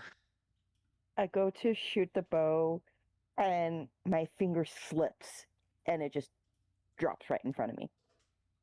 Doing. Well, that's not what I wanted, but fuck. Can you roll a D100, please? Oh god. At least it's something that might be good. Might be poison. Hey, that's still something that could help. A miniature wild stride gate opens at your feet and spits out a potion of healing. I'm gonna pick it up, put it in my It's just- pocket. Yeah, normal potion of healing. There's nothing sinister about it. And Gods of then that'll chaos, I end my favored turn. you. Okay, once again, the dogs are going to ignore you for now. So now we go back to the what did you call him a moment ago? The cocky bitch. Yes. They are still so mad at John for daring to use any kind of profanity. They are going to attack him. What do they actually do to attack? It's their staff, when they wave it, it summons an ethereal sword that flies at you. The sword hits my chest and just falls down to the floor. Well, that one didn't work right because it was supposed to be an advantage roll. Oh, okay, well. That one does hit. Ouch. And thankfully only the attack, not the damage, is with advantage. Ouch.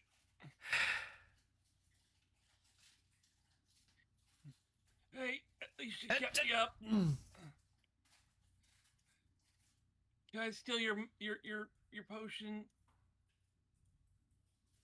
Hang on, it applied to the wrong one. I figured.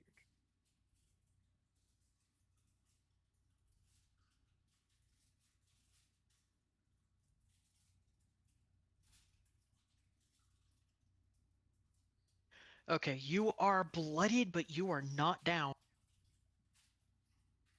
I get knocked down, but I get up again. You're never gonna keep me down. Yes, I will! John, I can't help you this time. I got it. It's okay. All right.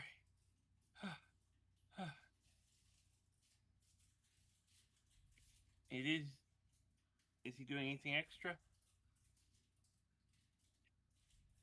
No, Alright. I was advancing it to the next round, sorry. Alright, we are back at Ego. And I'm gonna try to shoot him again. Oh no. Alright, just describe yes your and oh, epic no. hit. I'm like, John, Well, first- I can't help you this time, as I pull the arrow back and like look at John and aim as I aim for his face and release the arrow. Roll for damage too.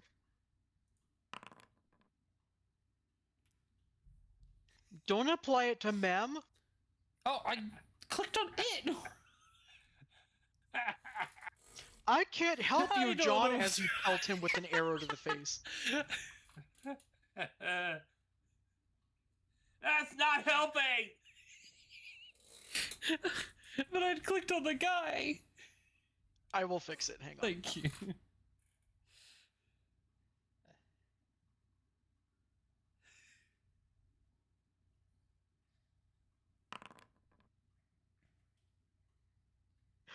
Okay, so your speed is halved this turn, but doubled on the next turn. That's perfect, because I was gonna say Ego was like started to run towards John and them, and he just this doesn't feel right.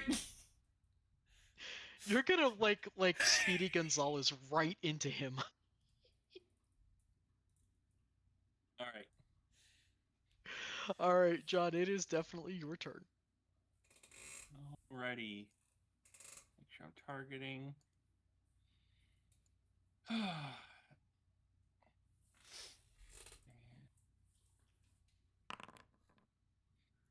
You know, I think you need a hot one. I'm assuming that So damages. inappropriate. That is going to be a hit, though. Go ahead and roll damage. Okay. I was waiting. Oh, he did. Okay, as the second mage falls and just the sound of his staff clattering to the iron wrought floor, the 5 stride hounds above turn and look at you, and they are growling and snarling ferociously. Oh, fuck.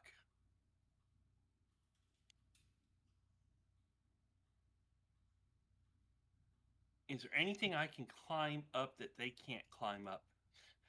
Like over here, this crane. Well, there are ladders leading up to a kind of intermediate platform, and then there are a second set of ladders leading up to where the stride hounds are.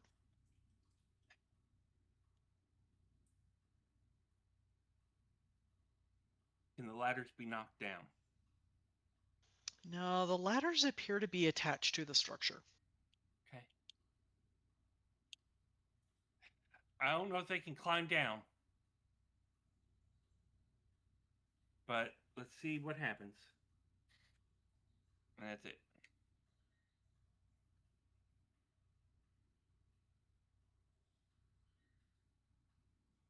Next. So, okay, yeah, Karen. Are we attacking the doggies? I say yes, because they didn't start running away. Okie dokie. Gonna shoot one. Poor thing.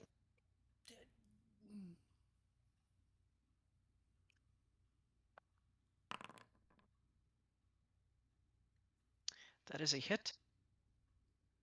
Okay.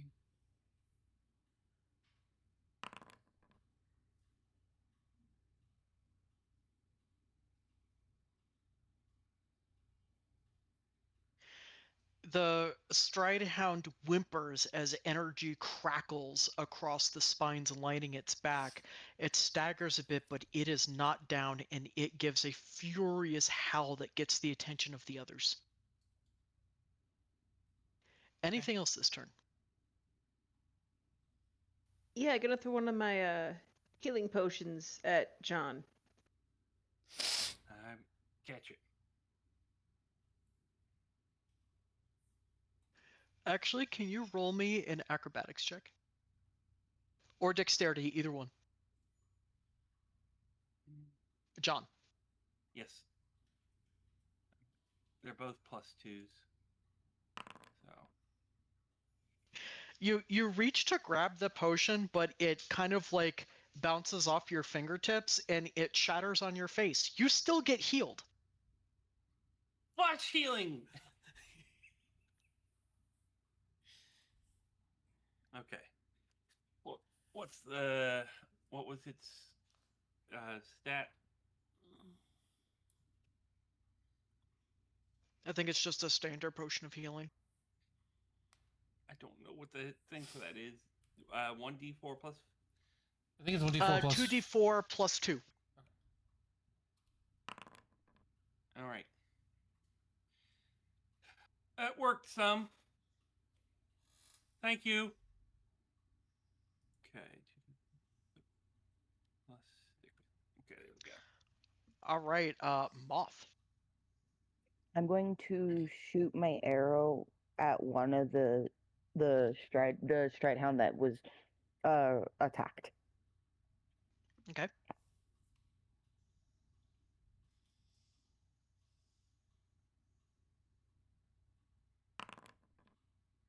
That is a miss. Damn. That will end my turn. Okay, the one that all of you have been beating up on is absolutely furious at you. all of you have remained on the floor, haven't you? Mm-hmm. Yes. Oh, that's going to be unfortunate. Or So, lava.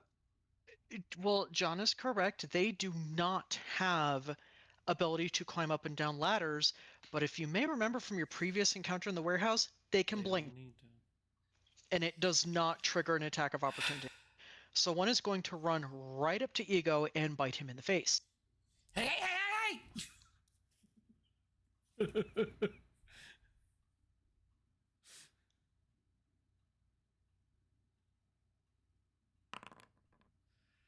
Oh no.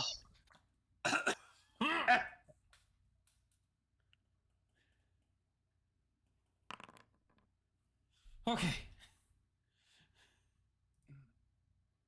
Ow. okay, then let me also do Ow! Why?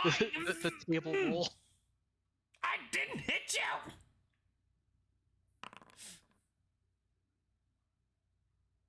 Ooh. Oh, all right, so he's going to bite you again. Why are you doing this to me? I didn't do anything to you. Woo-hoo-hoo. It's like this time I used my arm to wedge in his jaws. Like, no!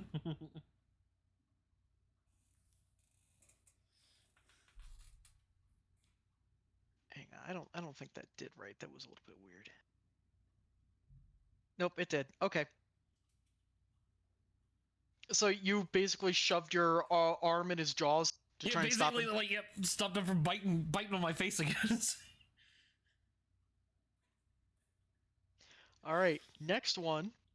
This one is also going to blink, but they don't quite make it where they need to go.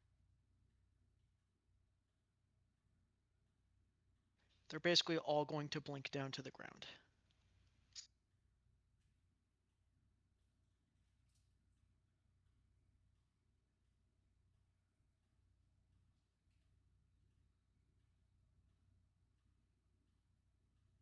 And that will end their turn, so we're back at Ego. Uh,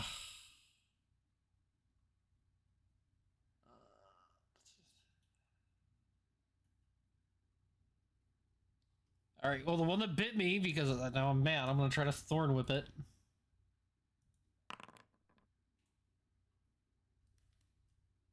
That's a miss. Crack that whip. Stop it! Guys, I don't feel so great. I wish Fit was here. And that'll be it for my turn.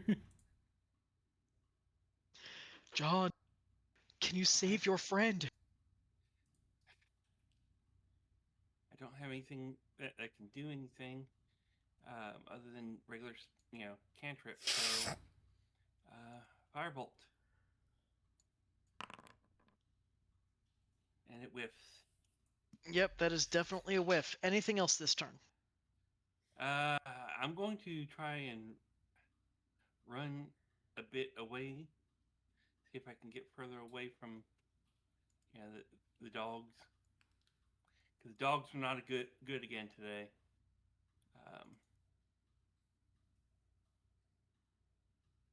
So. And there is no opportunity attack because they were not within range of you. No. That's why I'm moving further away, trying to make sure I can do something as we go. Is that the end of your turn? Yep. Are we... Now, for the sake of things, all the dwarves and everything that were trying to get to the forge, are they getting there to repair it now? Or It looks like they're trying to put out fires and they're trying to get things under control. Whether or not they're having any success, you can't tell. Okay. And none of them are coming over to help. They're all focused on the emergency up above. Yuki dookie.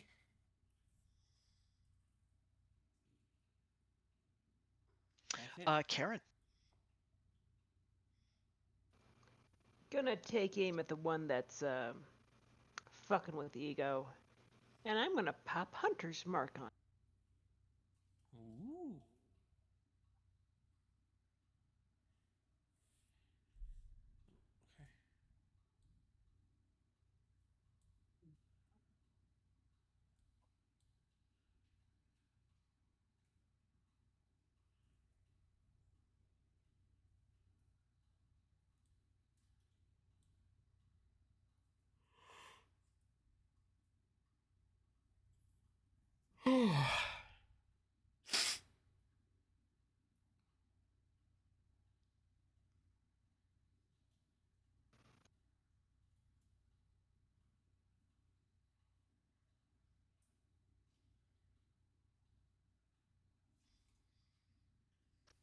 Sorry, not sure if that went through. No.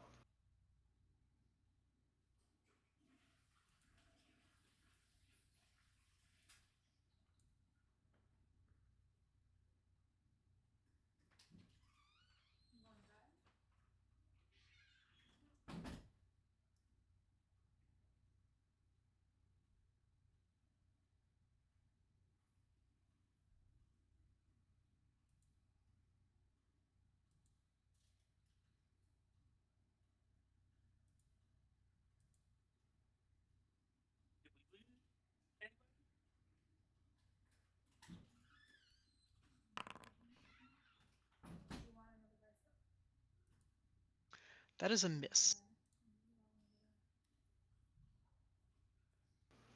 Whoops. Anything else this turn? Another red stick. Ego looks a little bit too busy to catch a potion. I can try. He said, straining between clenched teeth. He's got one hand waving, like, come on!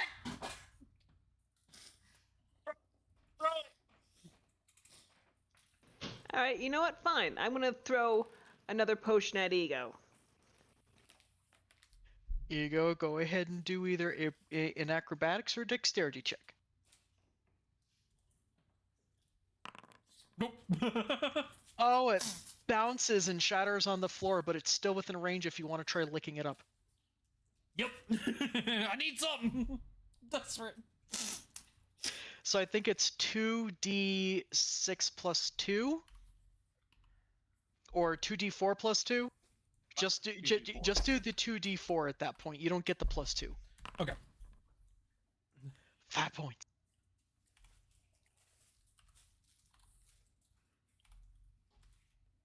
Come on, not 0. Do you need me to apply it to your character? There we go. Sweet. Just a heads up, I'm gonna make some noise.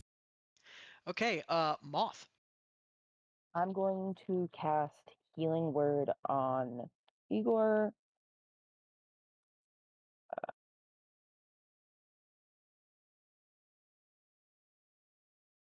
Where is that? Where is it? Healing Word. Where is that? Why can't I find it? Do I not have Is it a Healing Word? spell or a cantrip? I don't know.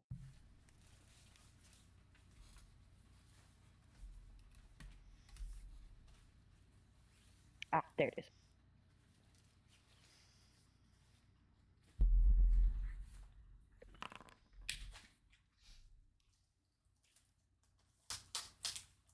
You think it did it? I don't know. No, because you didn't click on him first. I'll fix that. Yay. Oh, that's so much better, guys. Thank you. And because I think that's a bonus action. Yes, It is, so you still have an attack that you can do if you I'm wish. going to shoot at this little beach that is right in front of Igor. And just to give you guys an idea, these guys are basically the size of Rottweilers. They're not that small. They're about ego size.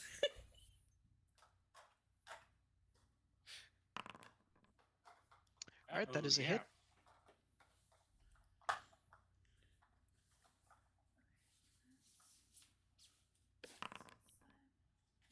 For damage.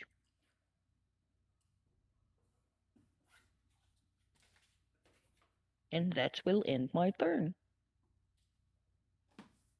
Well, that same one that you guys have been picking on is just absolutely so mad right now, and it is still hyper focused on this other dog thing that's in front of it. It's going to piercing bite at you. Oof. Dog's got the good rolls today. I know, right?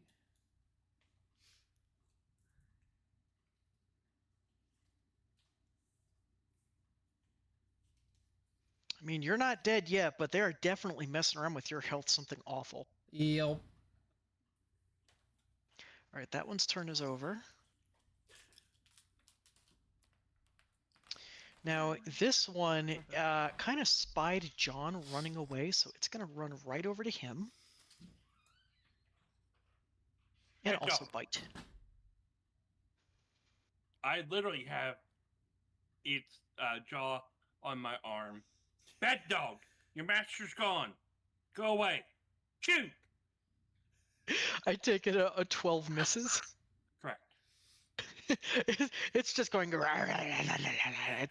It's trying to sink its teeth into, but it's not finding any purchase around your armor.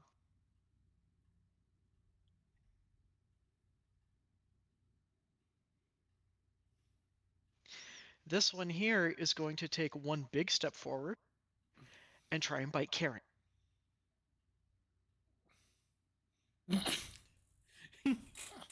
With the death It of the did rebirth. not instantly die. It died and returned quickly. That's gonna hit.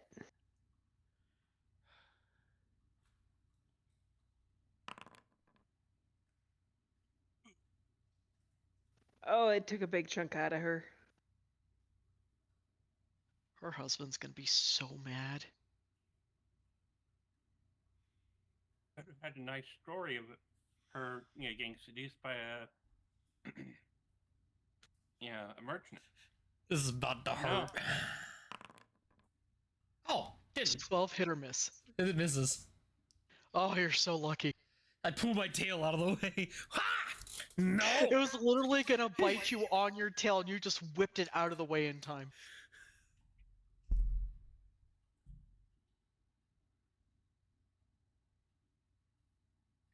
Again, this last one is gonna focus on Moth.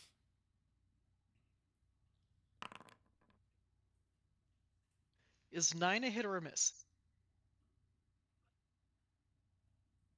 I believe it's a miss. Awesome.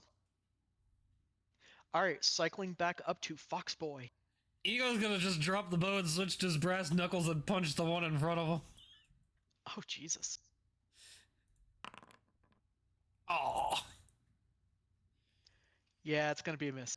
get off of me! That's all he can do. Any other actions this turn? For me, no. I'm sorry, I didn't quite hear you. No, I don't have anything else I can do. All right, John. Show him how it's done. See, with the mouth around my hand, I'm gonna charge my magic and let it loose. Are you charging from the same hand that's in its mouth?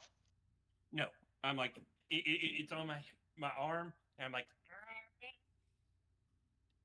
Okay. other hand right in his face. Well, that's going to be a hit anyway, so awesome.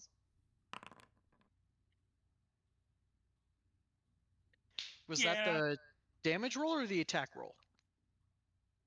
I thought that. Oh, that was an attack. Oh.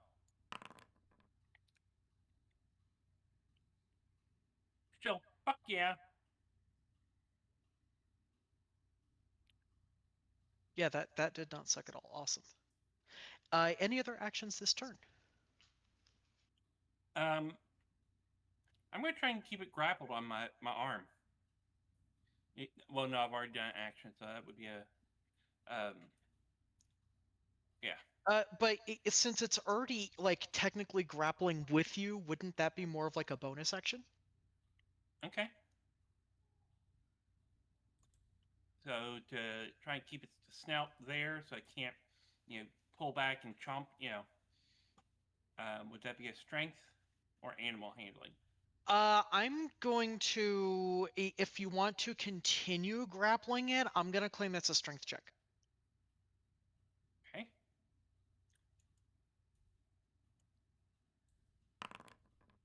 No. Oh, that's gonna be a fail. All right. I will allow you to re-roll the grapple attempt at the beginning of your next turn if you wish, though. Okay. I'm gonna have that be a homebrew rule. All right. All right, Karen. This hurts. This hurts a lot.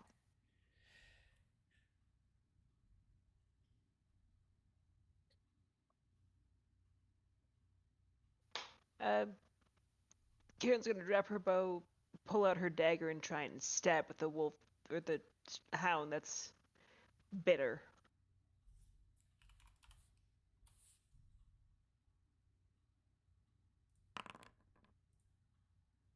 That is a hit.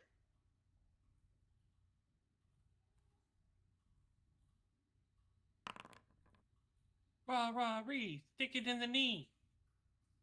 I'm going for the face, bitch.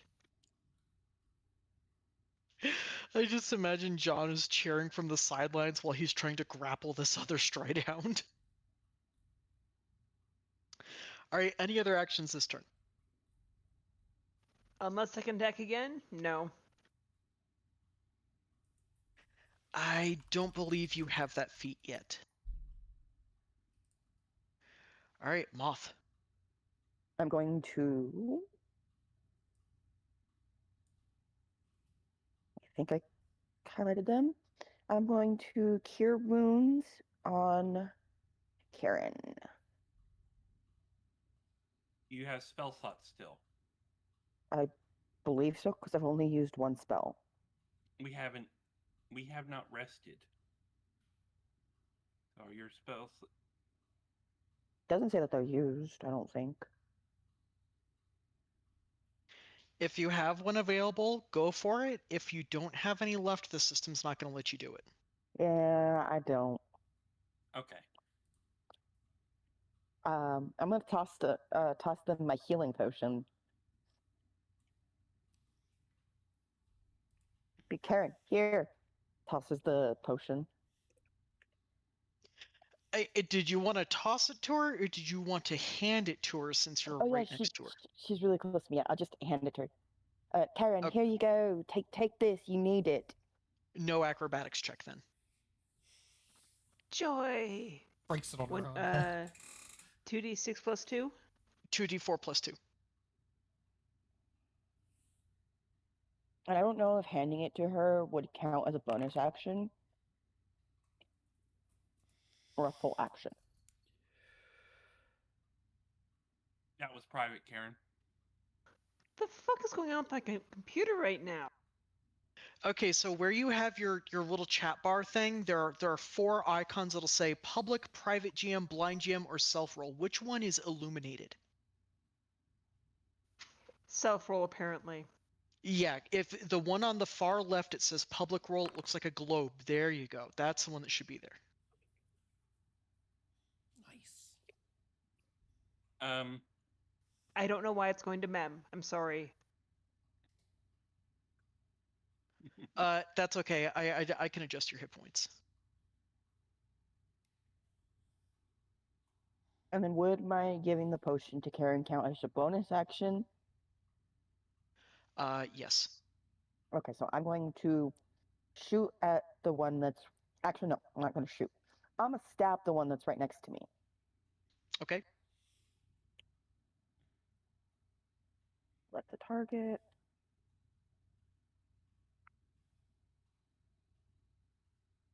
A stabby. Stabby. That is a hit. Okay. Come on.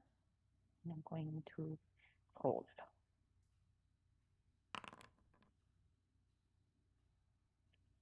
And then 3 for damage.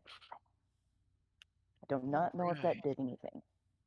I mean, it did 3 damage. It's better than nothing for sure. I know, but like if it actually took the points. If it doesn't, then I'm applying it, so you don't have to worry about that. Okay. I go back to Alright, eating dinner. The one that's cattywampus in front of Ego is going to try and bite him again. Ah! Stop biting me! Does a 19 hit? Yep. He's the only one that's managed to bite me so far. Ouch. Ah! Yeah, you Oh, are no. kind of choking on something unpleasant now. That's not supposed to be there, guys. All right, and the one in front of John is similarly going to try to bite him. Let's see, grapple failed that first time. That hits.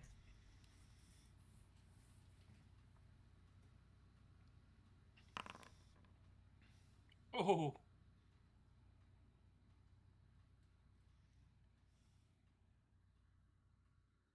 Yeah, you and Ego are hurting something awful. yeah. All right, the one in Can, Karen is. I'm sorry. Do you want to say something? can we get some help? Help yourselves! We got our own blasted things to worry about. At least we got rid of the hellhounds in your way. Thank you for that kindly.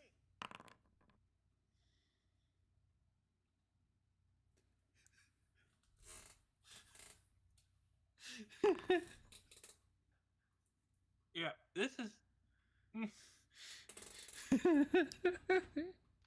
And out of character, I just want to remind you that this encounter was not mandatory. You could have left.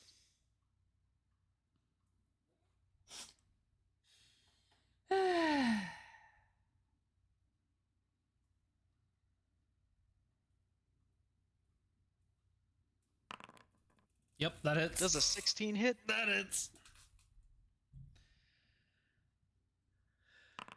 And I am unconscious.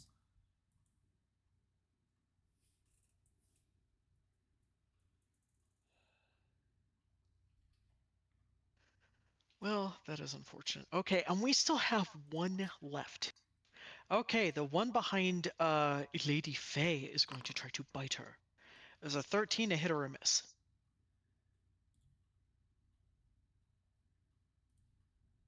Ladies, gentlemen, don't and know. non-binary pals, this may be the end What's of your Ego. armor Let's class? see how the dice decides to roll. A 13. Okay, so when it's equal, I lean as in your favor that that's going to be a miss. Okay. All right, Ego, what are you going to do now that you are losing copious amounts of bodily fluids and I assume maybe a little bit of oil or hydraulic fluid? I have to roll my death saving. One good one. And that's my turn. So you've got like 1 hit point now? No, I have to do 2 more successful death saving throws to be stabilized at 1. Okay. And if I fail 3 times or get a nat 1 and then fail again, then I'm dead. All right, John, your turn. All right.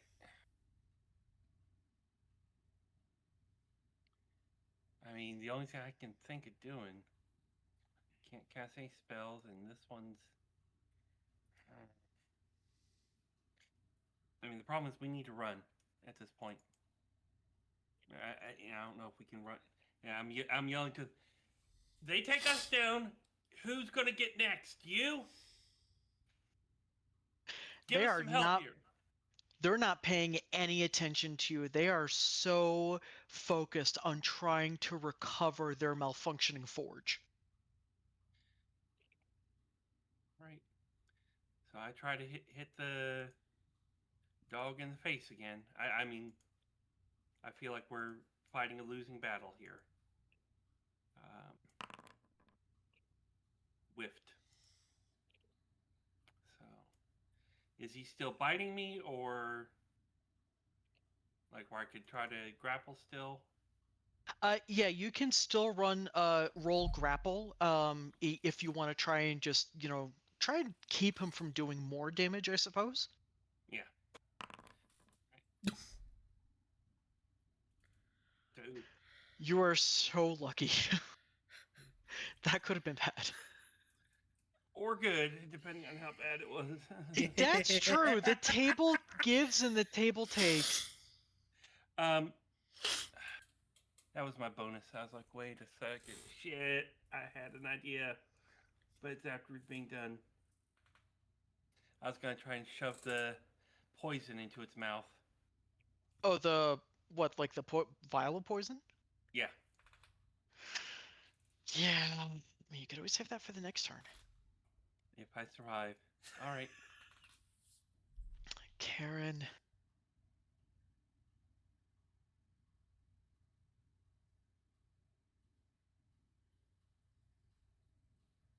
Oh, my apologies. Forgot my button.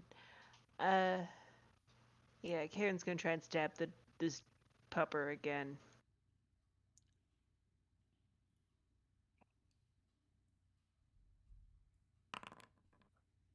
That's a good hit. Do some good damage. Ha! I use some. Exactly. Something's better than nothing.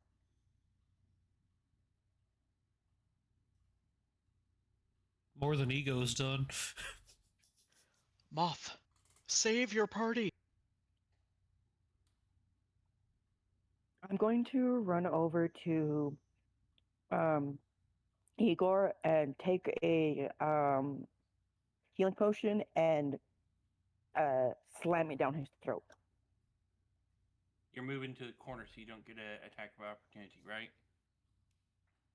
Yeah, move your token exactly where it needs to go. I'm trying. It's so. Do you see where Mem's cursor is?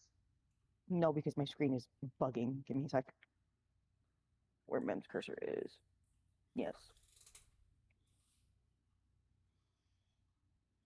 Because his cursor's right on top of my character right now. And my character is refusing to admit my token's not moving. His cursor, where I see it, is directly. It's in the square beneath Igor. Okay. Ego. Okay, why is Ego, it not moving? Make sure you got the characters. There There you you go. go. I'm going to just slam it down his throat. Okay, so that is going to trigger 2 attacks of opportunity. No. She moved into melee range of 2 mobs. But that's not opportunities. When you move out, that you get the attacks of opportunity. I thought that applied when you're moving into a range of something, not out of range. Out. Okay, well then just ignore what I said.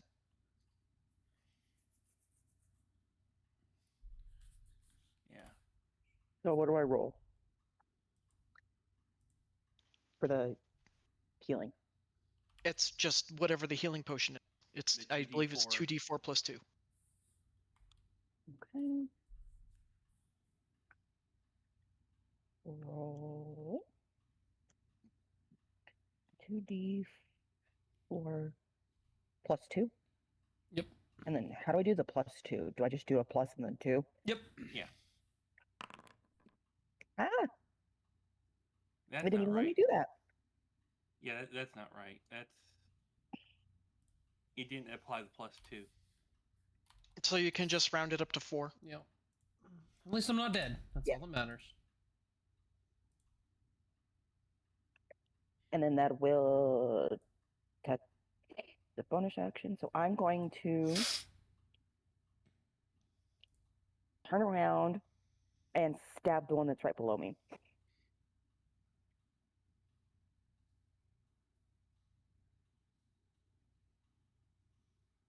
Stabby. Miss. Damn. That'll end my turn.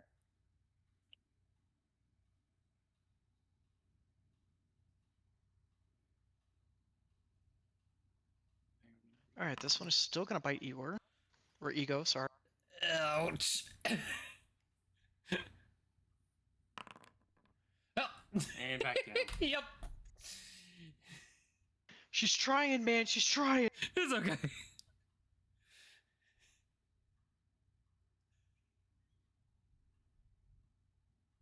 Similarly, John's going to get bit again.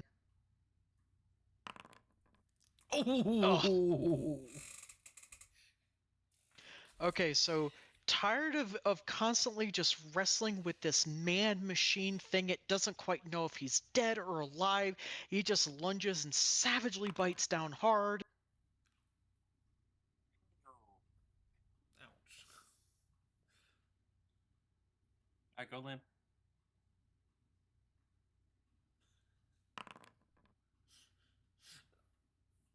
Oh, Jesus. So the Stridehound has basically gained +4 AC against ranged attacks. Oh god. It's become hyper agile.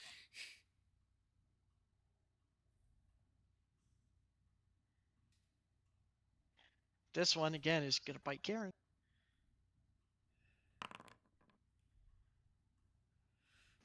That hits.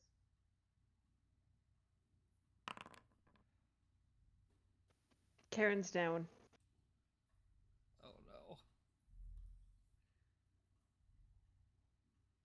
There are 2 hounds left, and as they begin to circle the remaining standing party member amongst the 4 of you, there comes a booming bell that sounds through the forge room, and Faye, you can feel it within your bones itself. And then there comes a rallying cry from somewhere high above the catwalks above the forge. "'Tis Thrain Ironlung, he's come at last!"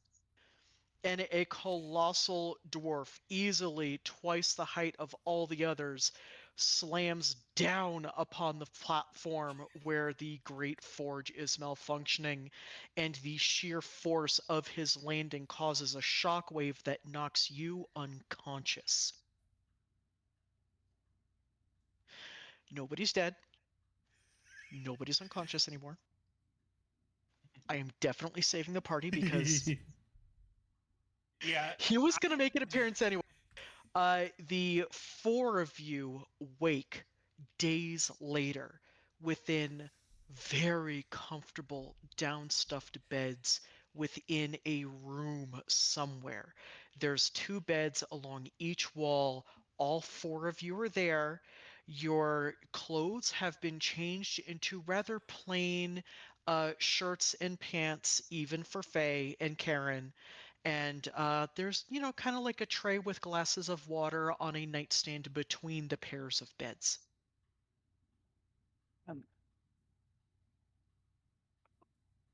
honestly thought, out of character here, killing the mages would have done something.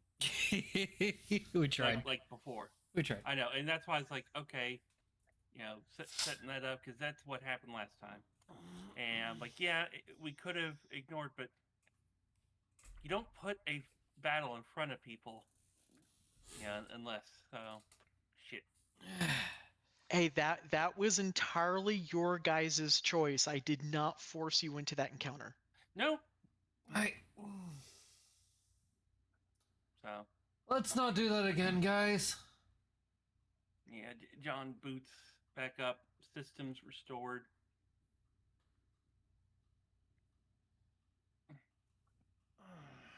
And I don't have a map for the Yeah, no. tavern, sorry.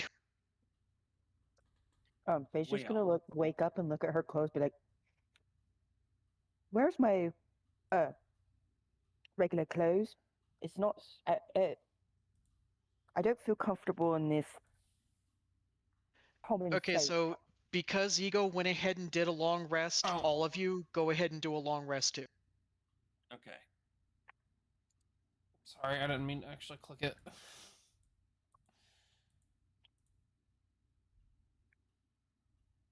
Yeah, you guys have basically been unconscious for several days. Probably like 4 or 5. Nurse. Doctor. Oh.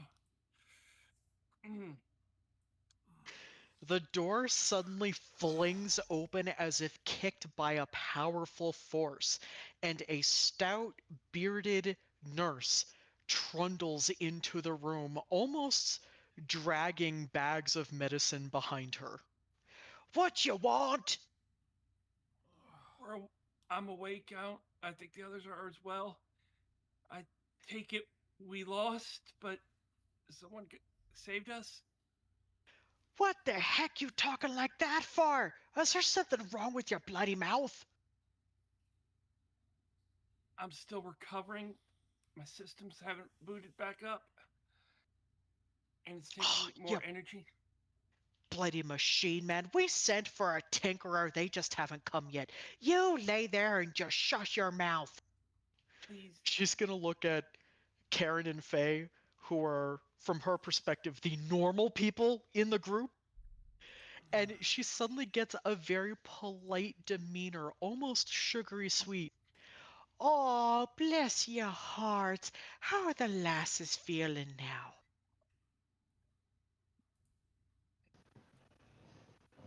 I I think I'm confused. Didn't uh, dogs? Fuck, I don't know anymore. Where are my regular clothes? They're being mended and tended and washed, unless you would rather have them back bloody and torn, do ya? No, but you better be careful with them. Those are the highest material in my country, in my I've kingdom. wiped me arse with finer. You'll get 'em back, don't you worry. Okay. I look over at you and say, "We're alive. I've only been dark that long for 2 or 3 times. It ain't fun. And the first Darn time was right you're alive. Only because of the blessings of our king decided to come and save you from the beast's mouth. we appreciate it, and I thank you. I'm not gonna need a tinker. I'm just taking a moment to. Oh, there we go. Oh, there. I'm back online. Okay. Did he finish loading his drivers or something? Yeah. Something like that. He's like, okay. He had Oh, to reload his kernel. well, you come from a crash like that. um, I'm okay. I've endured better crashes under a table filled with mead. You hush up like you're right here. Yes, yes, like about. And she basically descends into a dialect of Dwarven that you've never heard before, but you're getting the distinction that she is not a fan of men. Okay. I'm glad it's not, robots in Warforged that you have John, a problem with. John, just. I think you need to just shush for now, okay? Yep. All Oh right. my god, she's so mean. Ego's He I just looks like gonna. the nicest guy ever, and she's telling him to shut the fuck up. I'd say, hey, if you don't like men, you don't like men. My thing is you're not, against the robot. So I go over to Ego and um, check him out, see how he's doing. You okay, man? How's your? Is my tail back there? He's gonna feel for his tail immediately. Yeah. Your tail is, in fact, okay. Okay. Yeah. Had better times. Still tail. Definitely had worse. Yeah. Anything you need part repair wise? I'm gonna put my hand on my arm and I'm gonna ritual cast mending and focus on my arm for a minute. Just to repair my arm. I'm alright. Mending's not a ritual. Yep. Yeah. I'm good. Okay. And as an aside, when we are not in combat, I will be a lot more lenient regarding uses of spells, rituals, all that kind of stuff. I would rather have fun than be a rule Nazi. Oh yeah. Well, no, I was just saying mending's a cantrip, not a Yeah. thing that requires ritual. So that's the only thing. The autism. Anyway, yeah, I'm just sitting on Ego's bed watching the nurse take care of the flesh and bone ladies over there. As she's doing so, another dwarf, a male, definitely not as thickly built as her, just kind of pushes in a cart, basically laden with dwarven specialties. A lot of roasted meats, dark brown breads, black garlic butter, just really flavorful, hearty stuff. Okay. I assume you brought something to help with getting better, friend? Is he speaking to the nurse? To the dwarf that brought in the food. Oh, he just kind of like just bows his head a little bit and then just leaves without meeting anyone's gaze. The nurse crosses her arms across her like burly chest and just huffs, and again looks to Karen and Faye. The queen asked for your brain fart. The queen be asking for your company when you feeling better. You can bring them in.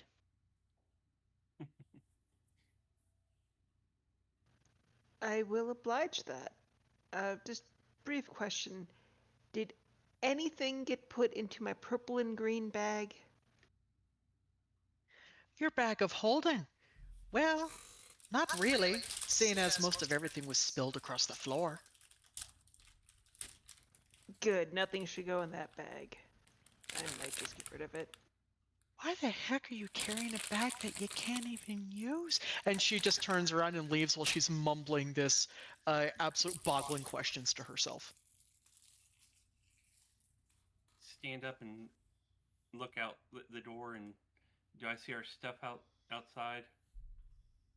All of your items have basically been piled along either side of the door. And you can clearly see that nothing's been rifled through, nothing's been missing, and it's in pretty good condition. Okay. Looks like everything's here for y'all. I grab my stuff here, and the bodies have decayed more, haven't they? Like the rats and stuff. Yeah. Oddly enough, they have not. They're in the exact same condition as when you slew them. Okay. Well, the magic must be keeping them from rotting. All right. I hate to do this, but can we take 5? I need to use the bathroom. Okay. Yeah, I was just about to say, let's go ahead and take let's do another, let's actually do 15 minutes this time, so come back at 15 and we will finish up for the evening. Awesome possum.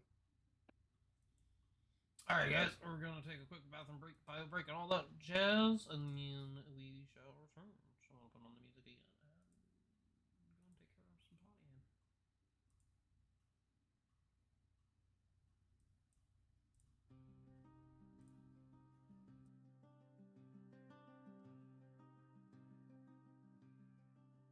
From the north where the wind was born, a blacksmith made a beast for war, with hands like fire and eyes of stone, but a soul he never knew. In the battle a blade went deep, and Igo fell into the deep to rest beneath 1,000 tides for centuries and years. For all my days I've slept away, but now I've awakened. For all my days I've slept away, but now I've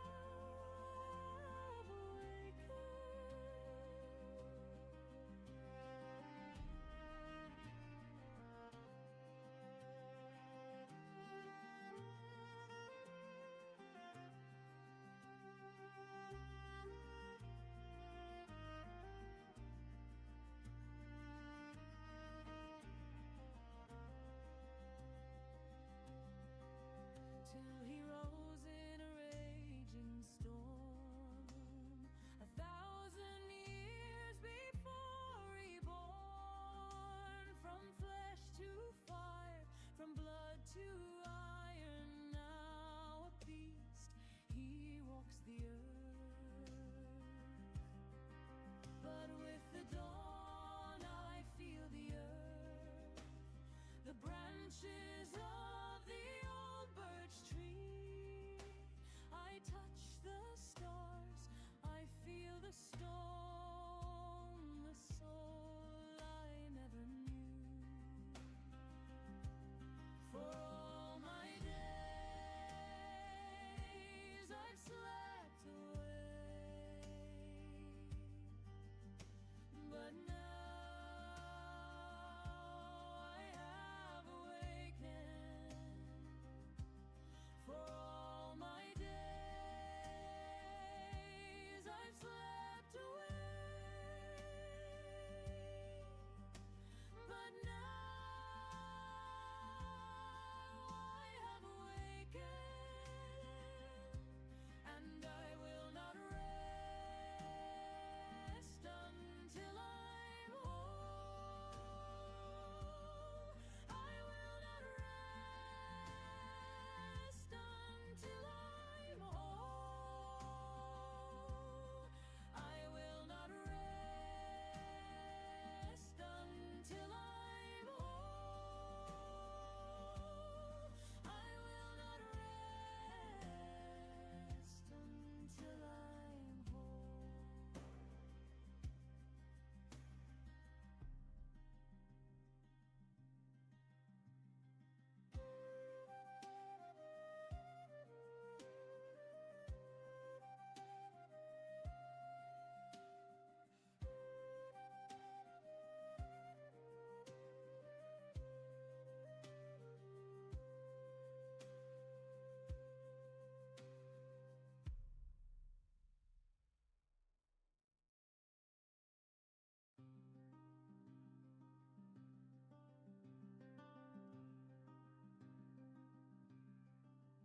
From the north where the wind was born, a blacksmith made a beast for war, with hands like fire and eyes of stone, but a soul he never knew.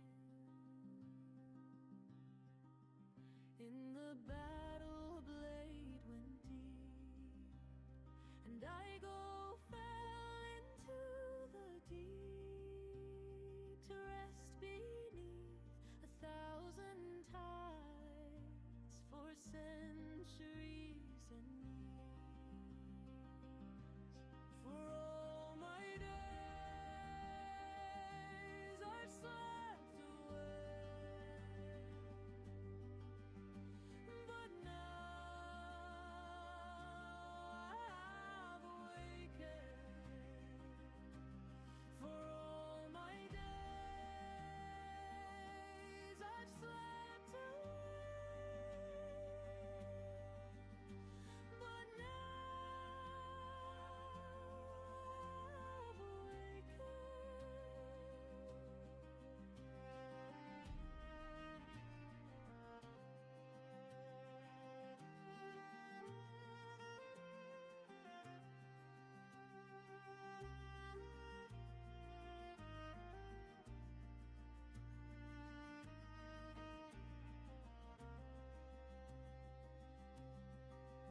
till he rose in a raging storm, 1,000 years before reborn.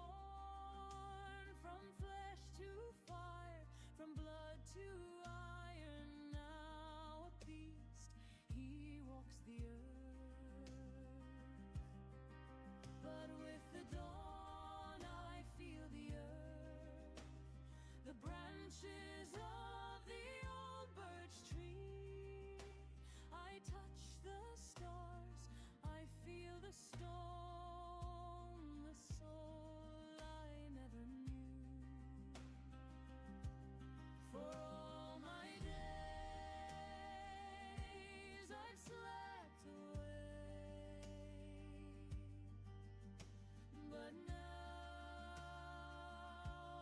I have awakened.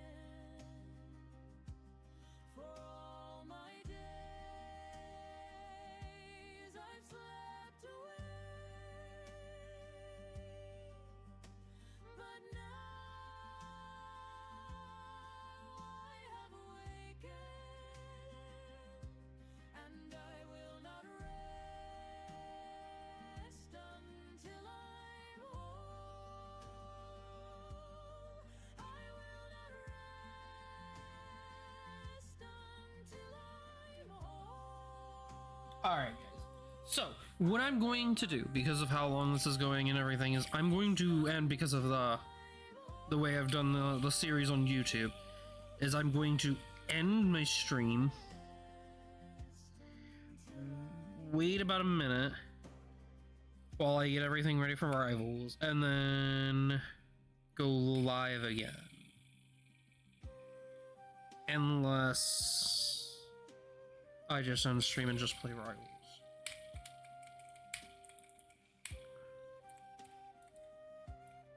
One way or the other, I'm gonna have to end the stream and then come back at it again, or just not come back in tonight and just do a stream tomorrow.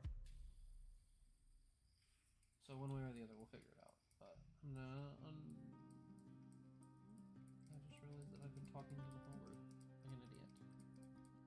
Self-care, man. From the north where the wind was born, a blacksmith made a beast for war, with hands like fire and eyes I was gonna say, Mel, I think you're the only one that's redeemed like a anything. soul he never knew. I do enjoy this church, though.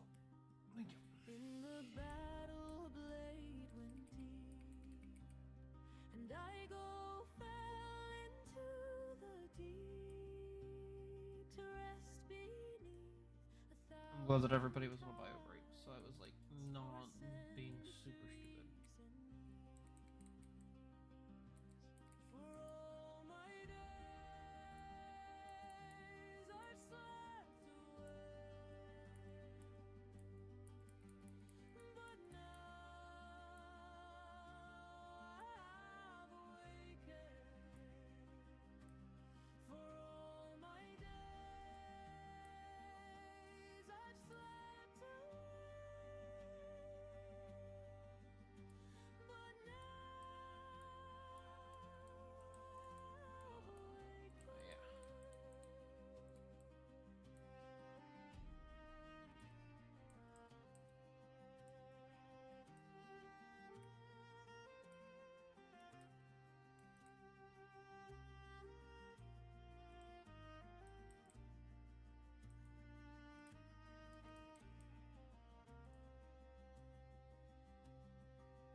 till he rose in a raging storm, 1,000 years before reborn.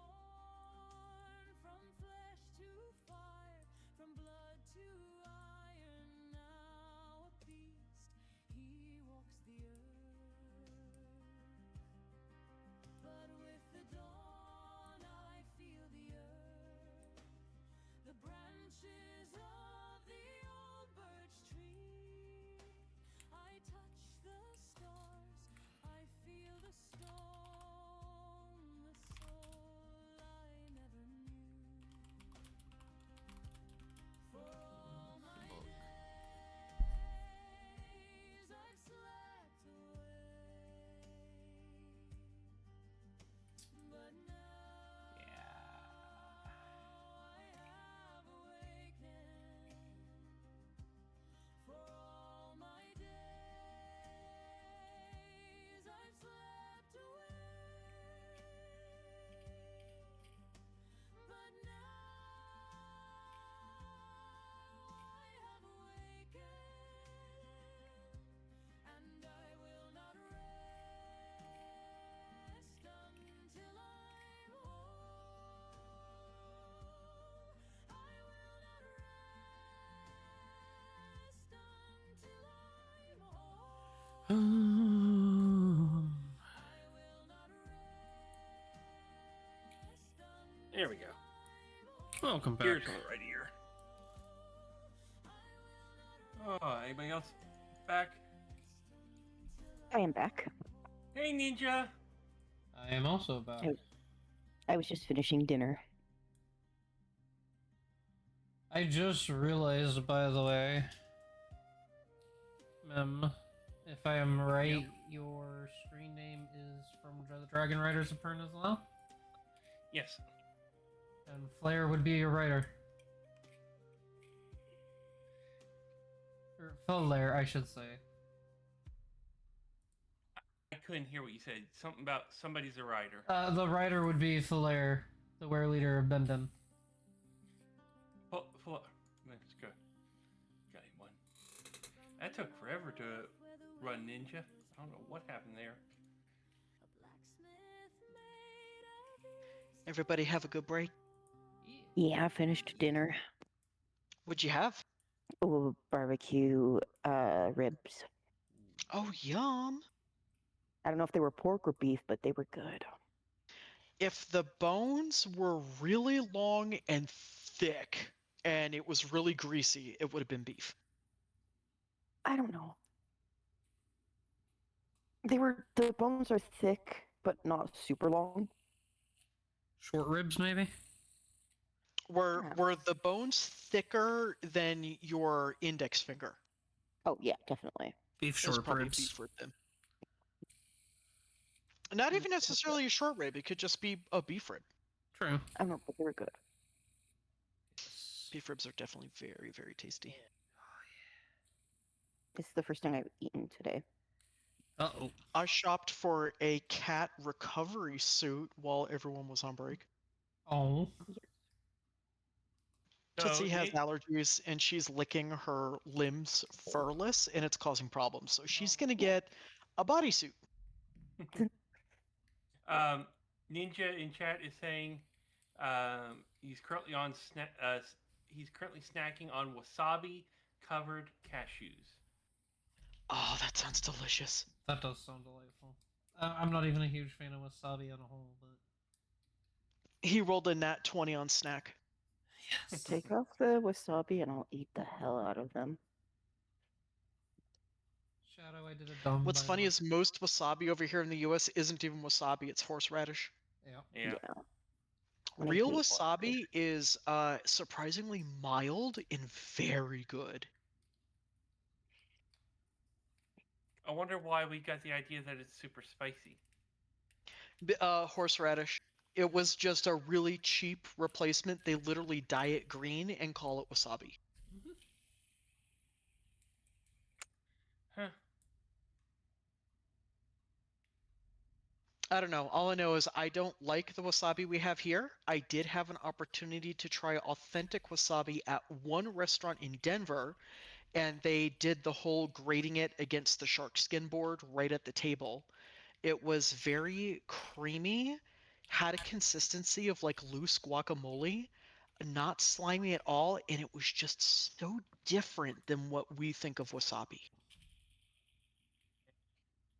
In a story series I read, there's a centaur who loves his horseradish, and supposedly he's the reason why it's a meme in their world that centaurs love horseradish. Oh, of course it is. I love it. Yeah. And Ninja says his dad's friend grows wasabi at his house. So, yeah. That's awesome because it can be very hard to obtain here. It tends to not travel all that well.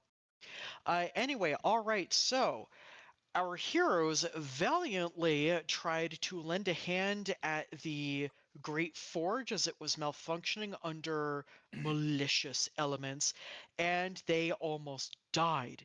They have now woken up inside one of the many taverns within the Ironroot district, and they are fully recovered, although they're not wearing the clothes that they're used to. Yeah. John does find his armor, and you see his skin kind of retract a bit and go weird as he puts the armor on and starts the, I think it's an hour-long process to get rearmored. So you get I to just see had the most unfortunate mental image. Yeah, you see more of his robot parts show up and integrate in and lock everything in. So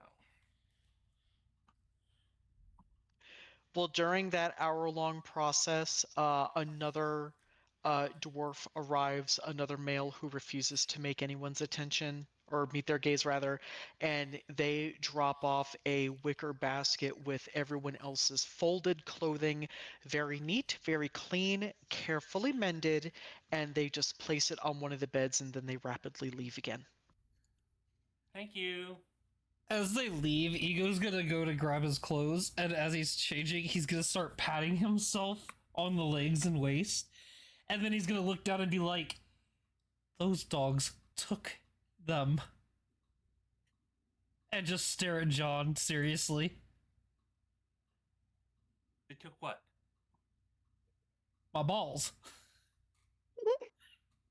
He was neutered?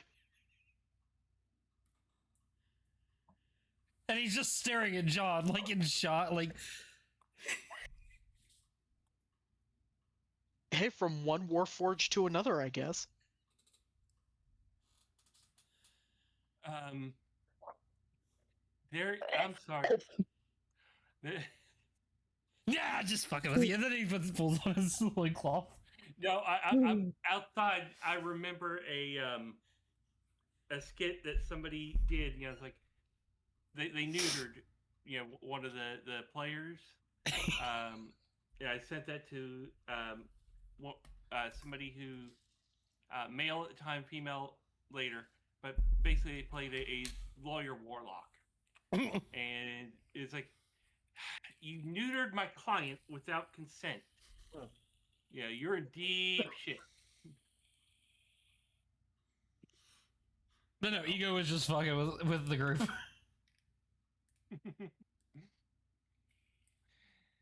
Well, okay, cool.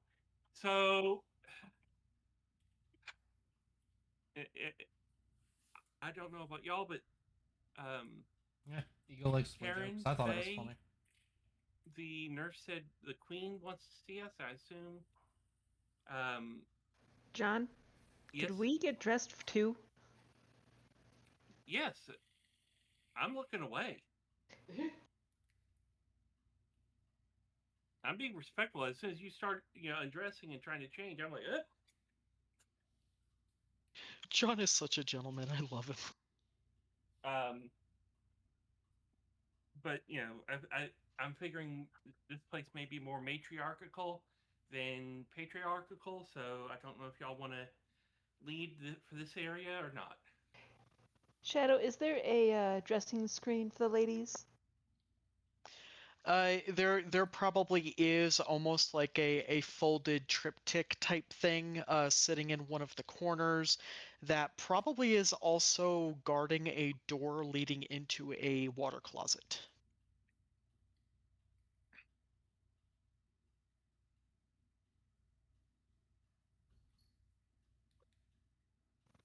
Then Karen's gonna let Faye get changed first before she'll do. And Faye goes and gets changed and then comes back. Ah, that's better. Don't ever let me be in that clothing ever again, please. DM note, make sure Faye's clothes get removed and repaired after every encounter.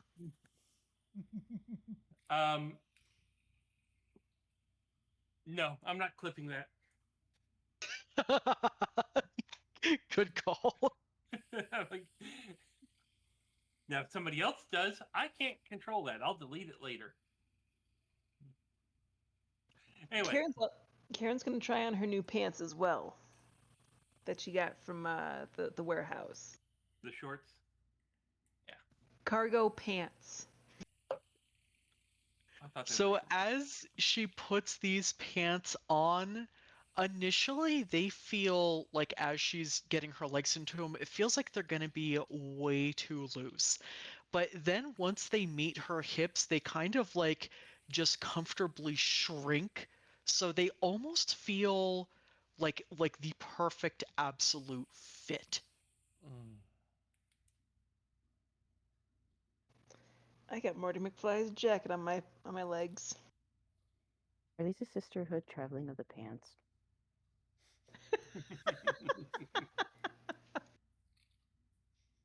The sisterhood of the attuning traveling pants. I preferred the shoes. They always were good Nikes. A couple moments later, you hear a loud pounding on the closed door leading to the front of the room, and you can tell it's the same nurse on the other side. Hurry up in there! People gotta go places, don't you know? We'll be right out.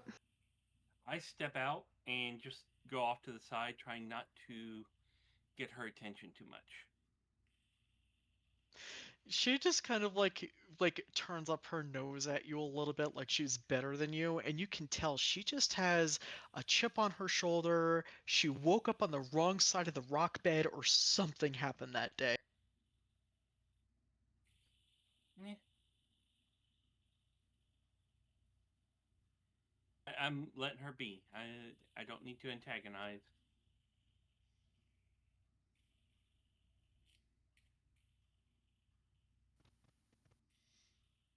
Well, where are the other ones then? Karen's quick to follow John out as well, fully geared up finally. Ego will follow quickly afterwards. As Ego comes out, she places a hand just like on his head to stop him from moving. She's like, "What are you?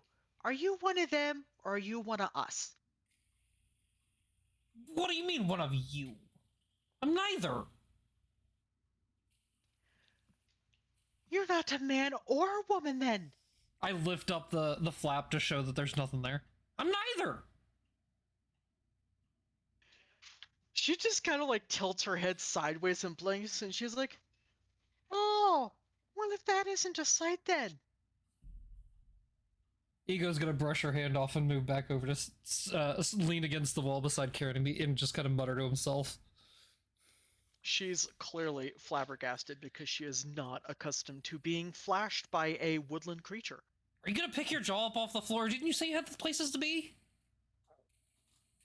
"Don't you pull an attitude with me, little man." Look, it shocked you back into action, right? Oh my god, he's gonna get bitch slapped by a dwarf. Ego, calm down. We're good. Just chill. Did Really anyone do make have explosives. dwarf nurse bitch slapping Warforged Fox on their 2026 bingo card? Nope. That's definitely a new one. All right, so everybody's basically joined out in the hallway. Yes. Yeah. Very proudly, she just kind of like pushes up her breasts as if they fell out of position, and then she marches down the stairs. The tavern is an uproar of merriment and drinking, and it appears to mostly be women, with some of the more heavily armored men as well.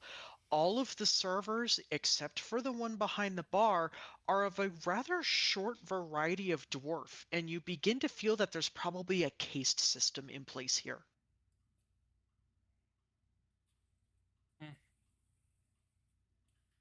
I look at Karen. Yeah, I thought so. All good. Matriarchal. My kind of place. That's fucking. I mean, More people are taking care it's of. just the I fact don't that care. like she forced him into the situation he was not ready for, He's and on. then was rude to I him let you about go in it. front Like of it me. was great. I am not leading this. It was perfect. Good plan. The nurse continues to lead you out, and some of the others are just giving her short nods of respect as she walks out of the tavern. And you notice that you are far from where the Grand Forge was. You can't even see it from where you are, and yet there's still the sounds of industry and hammers all around you. She begins to lead you to a collection of tall, regal buildings built into the mountainside, not too far from the Stride Gates where you initially entered. And it looks like this is a regal, royal dwelling. You are being led to the palace. All right.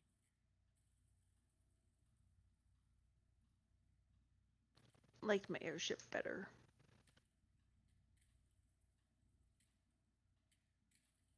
Airships? Are you messing around with them gnomes then? No, I'm. Wait, gnomes have airships? What? Course they do. Those lighter than air blimp things that you might see flying around. Interesting. Actually, my people use anti gravity. Anti what? Gravity? What the force that holds things to planets? Anti-gravy? Gravy. It's high science. Don't worry about it. Well, if you want to get high, you gotta get drugs, obviously. You're not making any sense. And she's gonna look at Faye and just gesture for her to come up to the front to lead the group now. Faye walks up. Do you know anything about this anti-gravy, or are you more down to earth? Well, that's what gravity does. It keeps you down to earth. See, that part I understand. She's talking about all this nonsense and drugs. I think she's been licking void salts. Nope, that was ego. His ears will You perk mean up at that. What? you mean the non-man? Yes, the non-man. Bunch of crazy people y'all are. And she again starts muttering to herself as she leads you up the steps to the palace. And at the top step, there are a set of grand doors that have been forged with the most intricate metal, smith, and glasswork that you've ever seen. And she stops before the closed doors and bows deeply at her waist. I believe in you here. The queen's looking for you. Don't be keeping her waiting.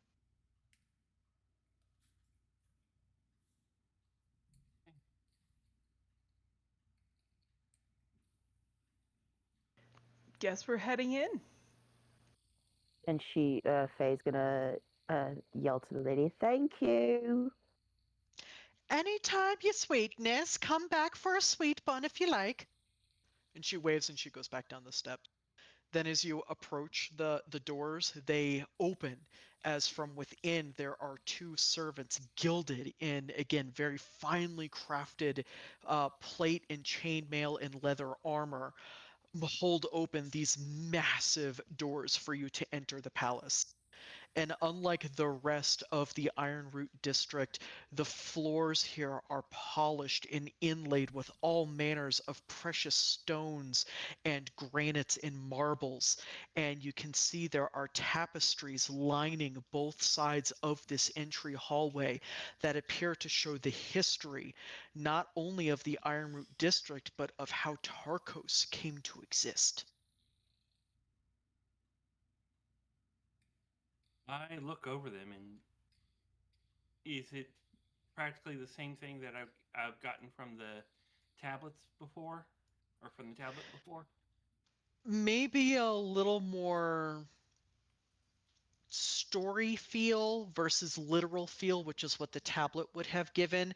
There's definitely some um, artistic license being taken with some of the illustrations, but it does still show that there were a collection of different lands or planets, you can't really tell, and a great evil that threatened all of them, and they basically joined together to defeat the evil, and then they physically joined together to form this huge planet covered in water.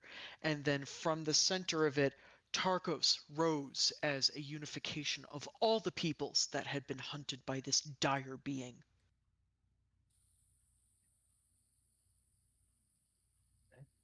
Better read than the tablet. I love it. Are there any images that look like the creature's ego saw when he took his trip? The little imp things? Yes. No, he doesn't see anything like that, nor does he see anything recognizable as a stride hound or any of the other nasties they've come across so far. There's no indication of that other land that he even saw, and there's barely even mentions of the stride gates. The tapestries appear to show a more ancient history than what most would consider to be their day-to-day life. Hmm. Okay. Um. There's a lot of data here. Oh yeah. Faye's gonna look around and be like, well, this oddly feels like home. This is sort of what my castle looks like. Not exactly, but And indeed, if Faye were to look at the tapestries, she would note that they have been crafted with very fine and intricate detail that only the finest tailoring masters would be able to create. There are peacock and phoenix threads all in there. There's gold inlaid within, and it's very clear that these were not made by just your typical artisans.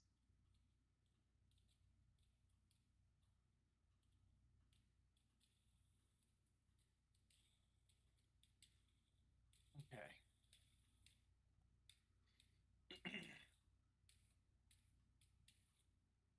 Well, let's go find the queen before we get in trouble again. Lead on. Do you? I'm I'm sorry. Go ahead. I'm just following along. I'm not gonna stick my neck out at this point.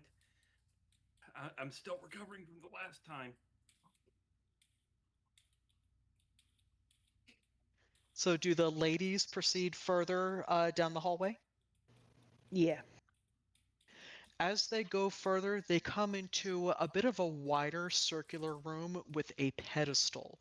In the very middle of this room where the pedestal stands is a gorgeous, cut, brilliant stone that seems to cast light in almost every direction as it's being illuminated from above. The light is going down the corridor, it's hitting the tapestries, and the dwarves here have absolute masterful use of bouncing natural daylight from above down to their vaults far below. The edges of this circular room have another staircase carved from a raw granite itself that leads to the very top. And Oh, standing there we lost mom. is. Did she DC? I assume so.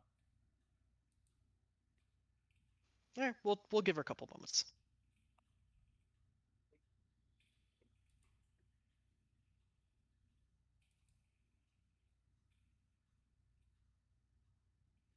Took me forever because it wasn't under to find that because it wasn't under neutering. It's under Spain. Oh my god, I was half expecting Ego to just reach his pants and just like pull out a pair of marbles or something and be like, gotcha.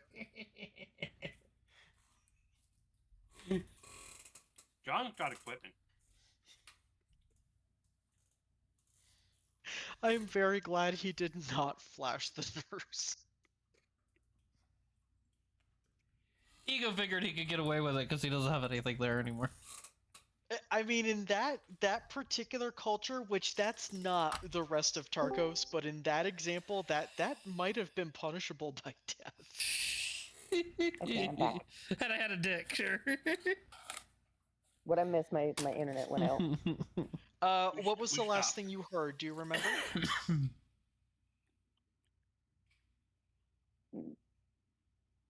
Talking about the going to go see the queen, and then Faye was about to ask uh, where we're supposed to go see the queen. Okay. So as you continue down this ornate hallway, it opens up into a slightly larger circular room. In the middle of this room stands a carven stone pedestal holding a precious cut stone on top. There is a light shining down from above, and as it hits this stone, it casts illumination all around the room and even down toward the tapestries. It's obvious that these dwarves are masters of taking light from far above and casting it to all of their halls and chambers deep below. On the edges of this room is a dual staircase following the curvature, and it is carved from raw granite. At the top of this staircase stands a dwarf, tall, exuding feminine power, dressed in not in like a gown or anything, but in battle armor that is gleaming like the finest gold, silver, and mithril. Her fiery red hair hangs down in braids both from her head and from her beard, and she just gazes down at the four of you. Oh, only been waiting all morning. Where have you been? Sleep until the sun goes down. Stay quiet, but kneel. My apologies. It took us a while to get our bearings after waking up.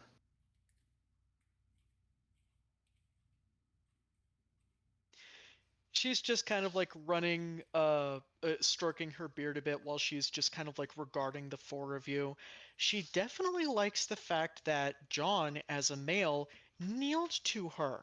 She's not quite sure about the fox looking thing, and she's kind of certain she may have eaten something like that a couple days ago. She's trying to remember a little bit. She eventually sighs and just waves for the four of you to follow her up the stairwell.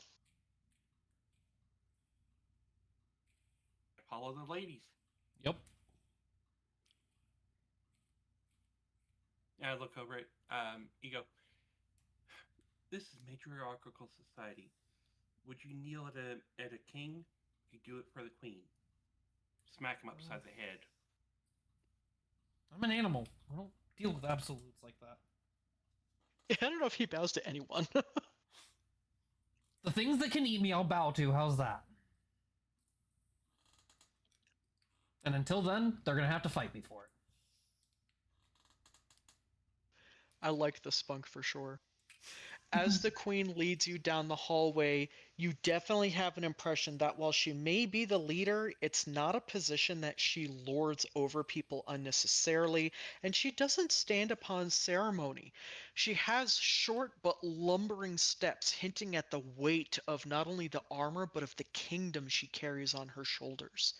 As you walk down the hallway, there are multiple off branches and open rooms where you hear the clanging of practice battle and the clanging of metal being shaped from something raw into something magnificent. And she's more or less ignoring all of it. Me boy Thrain heard that there was a problem by the forge. Wouldn't you know it, he shows up and sees the four of you trying to fight against the mages and those damn demon dogs. What are you trying to do that by yourselves for? Raises his hand and looks at Karen. If may I speak? Karen looks over at John like, you know more about this shit than I do. We saw people in trouble, and it's hard to not help where one can, because one day it'll be us. And today we tried to help, or the other day we tried to help, and it was us as well. I can only hope we saved others from being hurt and kept the forge going. Were they able to fix it up? Never mind that. Iron Lung is still there trying to deal with it himself. He's better minded for things like that, don't you know? All the men are. They don't fight. They don't know how to fight. That's for the women folk. I nod and I step back. She just grins wide and toothy, showing her pearly white teeth. Oh, I like him. He's got some manners. Faye looks a little confused. The women fight here, not the men. Course, they're good for nothing else but crafting and serving others. Why? What do they do where you come from? They're the ones who fight, and we're the ones who serve. Ah, your kingdom must be in shambles. You poor dear.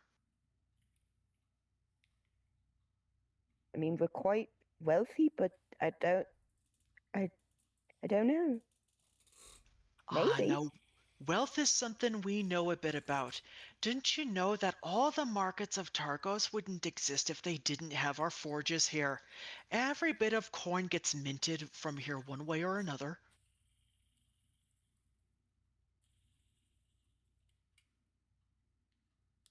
It seems very industrious, my lady, or my queen, or I'm stumbling in front of her. It's like, I do not know what to call you proper.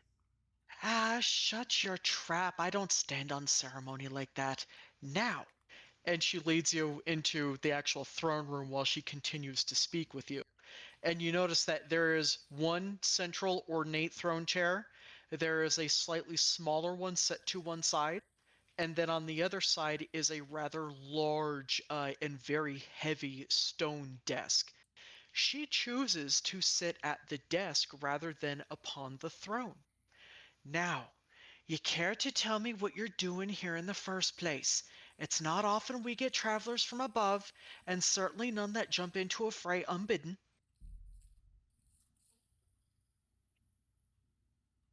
Actually, we were We're teleported here. Well, yeah, you came through the bloody gate. If I we may, were Karen. at, If I may, Karen. no, I got this. I can at least do this Okay. much. Okay. No, we were actually sent here because we found John and Ego found some spell chits, and I also have one. And we were coming down to get them. Not sure. We literally arrived here 2 days before we. 2 days, one day before we came down here. So we're still new and completely lost. You mean you came down here? Or you came to Targos and you have no idea what happened? To Tarkos. Well, that explains why you're dressed so strange and you've got the wits of a newborn babe about you.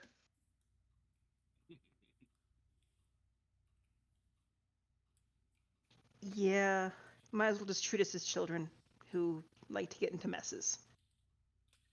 Show me these spell chips? Whatever you found, show them to me. I pull mine out and hold it. Ego will take his out I as do the well. same. And Karen pulls out hers.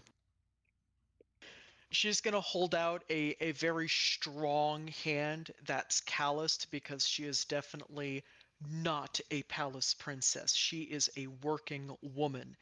And as she's looking over these spell chits, she notices there's a little bit of that faint blue dust kind of stuck in the corners where maybe it was shaved a little bit roughly and it's not like a perfect spell chit.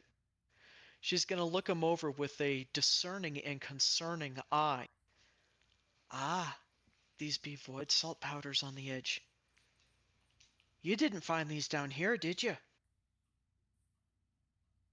And no, they were. Oh, what was the place where we actually found them? A warehouse, but what district was that in, guys? The oh, where was that? I The don't remember. the shadow slums. Ah, you be messing with those people. They're all just robbing lots, the whole bunch of them. Are you sure you made it down here with all your kidneys intact? Hope We took a so. few of theirs. I mean, I gotta check those too. I like you. It's why we knew the mages were a bad deal. We were attacked by one, and he summoned dogs like that. And when the mage died, the dog disappeared, left. At the mention of mages, her hand balls into a fist and she slams it on the desk with a resounding boom that echoes down the halls because soft surfaces that absorb sounds are not popular within this palace. Those bloody corruptors! It's the 4th time this month they've been down here trying to seize access to our great forge. What do you know about them? Tell me everything if you can, lads. Only to kill him. Yep. They're no Kill good. as many as you might, they're always coming back. Do you have any idea where they're coming from or what it is they want? They wanted some of that dust from somebody, and we found out, found out who it went to and burned it. Oh, aye. So, who's it going to? It would be best not to mention names. That way you have plausible deniability of who it went to. Is it that snarling little gnome? I do not want to give knowledge I'm not supposed to, ma'am. She looks at the ladies. Well, was it him? My head's a little bit fogged from that previous time. All I could recall was Shadow Slums and that we were at a warehouse where we found the chits. Ah, damn shame. You see, I've got some allies up there myself. I just haven't heard from them in a while. I was hoping I might have some good news. But, fair enough. I cannot confirm nor deny. All of you are being so tight-lipped, and I love it. That's when you hear a resounding boom coming from the far end of the hall, and you get the impression that someone has come through the main doors. There are heavy footsteps and the clanging of metal that just gets louder as it approaches. And she stands up and looks out the door and shouts, Thrain! Pick up your bloody faith! You're not some monster, you know! And from outside of the room, you can hear just like the wordless mumbling and grumbling of this very large dwarf, the very same one that saved you, as he enters the throne room hefting a battle hammer whose face is large enough to. It's as wide as John's body. Ego would fit under it. Yes, he would be pancaked by it. And it's basically hung over his shoulder like it's absolutely nothing whatsoever. He looks at the 4 of you as if kind of judging you a little bit, and he would just grunt in approval as if he's glad to see that you're on your feet again. I take it you saved us? He does another grunt, and then he throws a couple things to the floor. From the mages that you managed to kill before the dogs took you, he retrieved their staves, and they have now clattered to the granite floor at your feet. The queen looks them over. Do you recognize any of these markings? And she's pointing to the runes engraved on the staff, which are similar to the ones that was on the sword that regrettably turned into an egg roll. Somebody else had a sword, if I remember. Have we ever done an Arcana check to see if we know the runes? No, we didn't. Not yet. Can I attempt that? Are you But, running like- it on the staves or on the sword that was kept? On the staves. I feel like Ego might know more about the staves, hopefully. Yeah, you can do a check. You do not detect anything unusual about these staves. Mem, are you talking about the one that was in Shadowwalk? Yeah, the one that we're doing business with. Silas Vane. All right, because I forgot to write names down. And yeah. All right.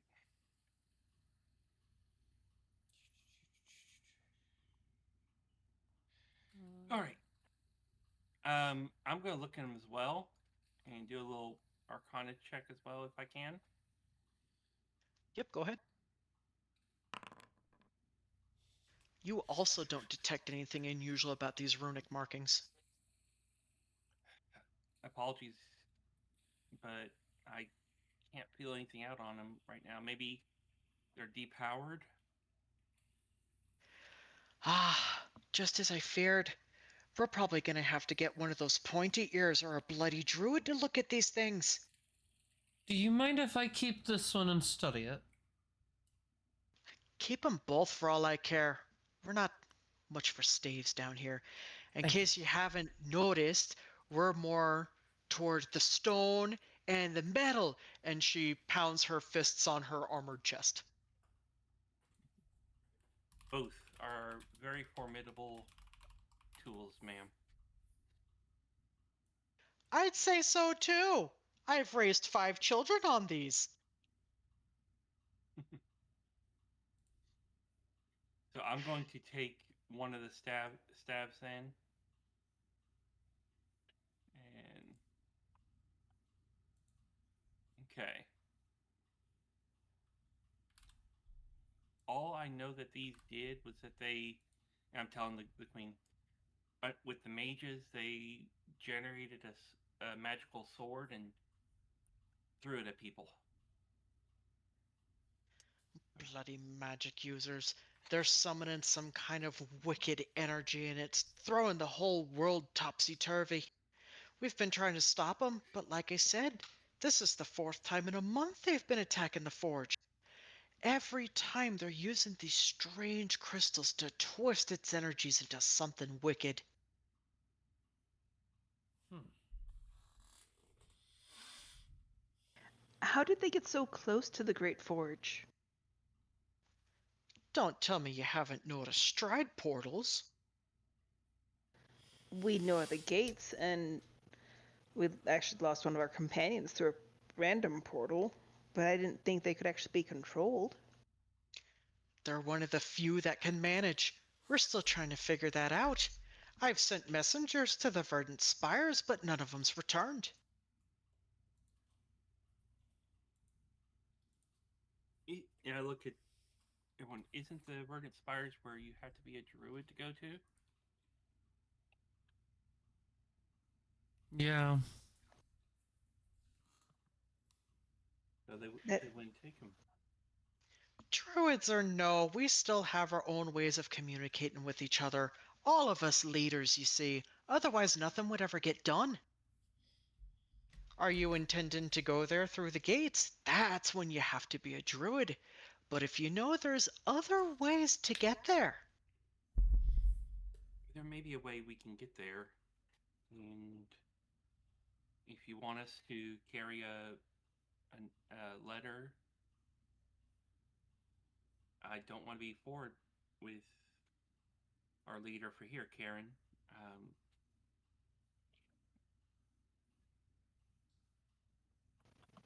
I think we could make the trip for you to make sure that your message gets through. The queen grins. So are you gonna be in service to the crown? I think of it more as freelance. Well, I don't hire mercenaries, so I hope you're not expecting pay. But what I can do is give you a place to rest before you go, and maybe get you some better equipment because Lass, come here a moment. And she looks at Faye and gestures for her to come closer while she's pointing at the little dagger in the sheath at her side. Yes, she comes closer. That's not a proper weapon for a lady such as yourself. What are you doing running around with this little letter opener for? I got it from my mom. So it's a prized possession of mine. Oh, I have a few of those myself, I understand. Still, I'd hate to send you off with something that's not fitting a lady of your place. I can tell that wherever you're from, you are definitely some kind of nobility. Here, from one to another. and she reaches as she reaches to the side and she pulls aside the pleats of like her battle kilt, you can see that there are a number of short swords hidden beneath the leather pleats. She pulls one out and hands it to you in a decorated scabbard that has what appears to be two dragons just opening their jaws toward each other. You now have a short sword +2. Short sword +2. Heck yeah, go girl. Mm. Hell yeah.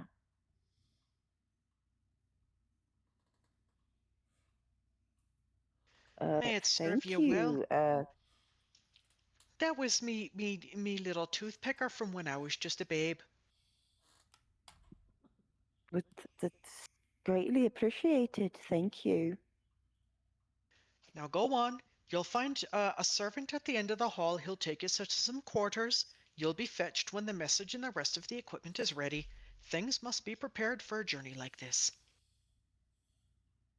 We appreciate it. Thank you very much. And as you leave, Thrain Ironlung, the crowned king, who is definitely beneath his queen, just kind of grunts in appreciation and gestures to, again, go further down the hallway. You can see there is a servant waiting there, again, does not meet your gazes, but is eagerly awaiting for you to approach. I do. And Ego's gonna nod as he passes the king. Thrain's gonna stare at Ego because he has never seen a fox walk upon two legs before. He's wondering if it's tasty. He thunks his arms together so he can hear the wood and metal. Now he's just confused.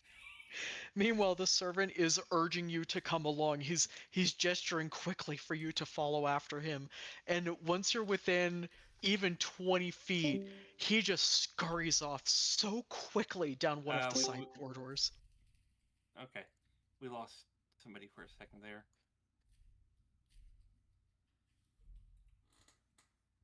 And they're back. I think. Not sure who, because I still see everybody. They were back. They came back before it really registered they were done. Yeah. So I'll follow the party. I'm following the servant and like yep. He's running ahead like 40 feet and then looking back and waiting for Karen and Faye to get closer, and then he runs ahead another 40 feet like he's afraid for these women to get too close to him or something. Eventually, he leads you to a very ornate pair of rooms side by side. One, he gestures for Karen and Faye, and the other, he gestures for Ego and John. Okay. Ego will just shrug and head into the room he gestures for him. And with that, I think we are going to close session number 4. All right. I don't know how to add the sword. You'll have to do it through the importer. I might be able to do that for your character if you want me to. I can't even find the importer. It really is not the most elegant system. No, it's the 3 dots at the top. Mm-hmm. Toggle controls. And import should be there. It's not. Oh, Palladium import. When you click on the 3 dots, it'll say plutonium import. Okay. If it will open, that would be fantastic. Okay. I'm going to go ahead and import the bag of holding for myself. It doesn't want to open. I'll add it to your character. Thank you. Just don't know why it's being a booty hole. Oh, somehow I got 2 bags of holding. All right. I will be right back. Alright guys, that is all for the stream for D&D tonight. Thank you for coming on out and enjoying it with me. Bal, I shall be in my VC shortly after session ends. and talk to the DM, and then I will potentially be back with Rivals, or we'll see you guys tomorrow for stream. Have a wonderful night. Fly high on the wings of the dragon, hold on to your horde even in the darkest times, and I love all your faces. I'll see you in the next one, even if it's in a couple minutes.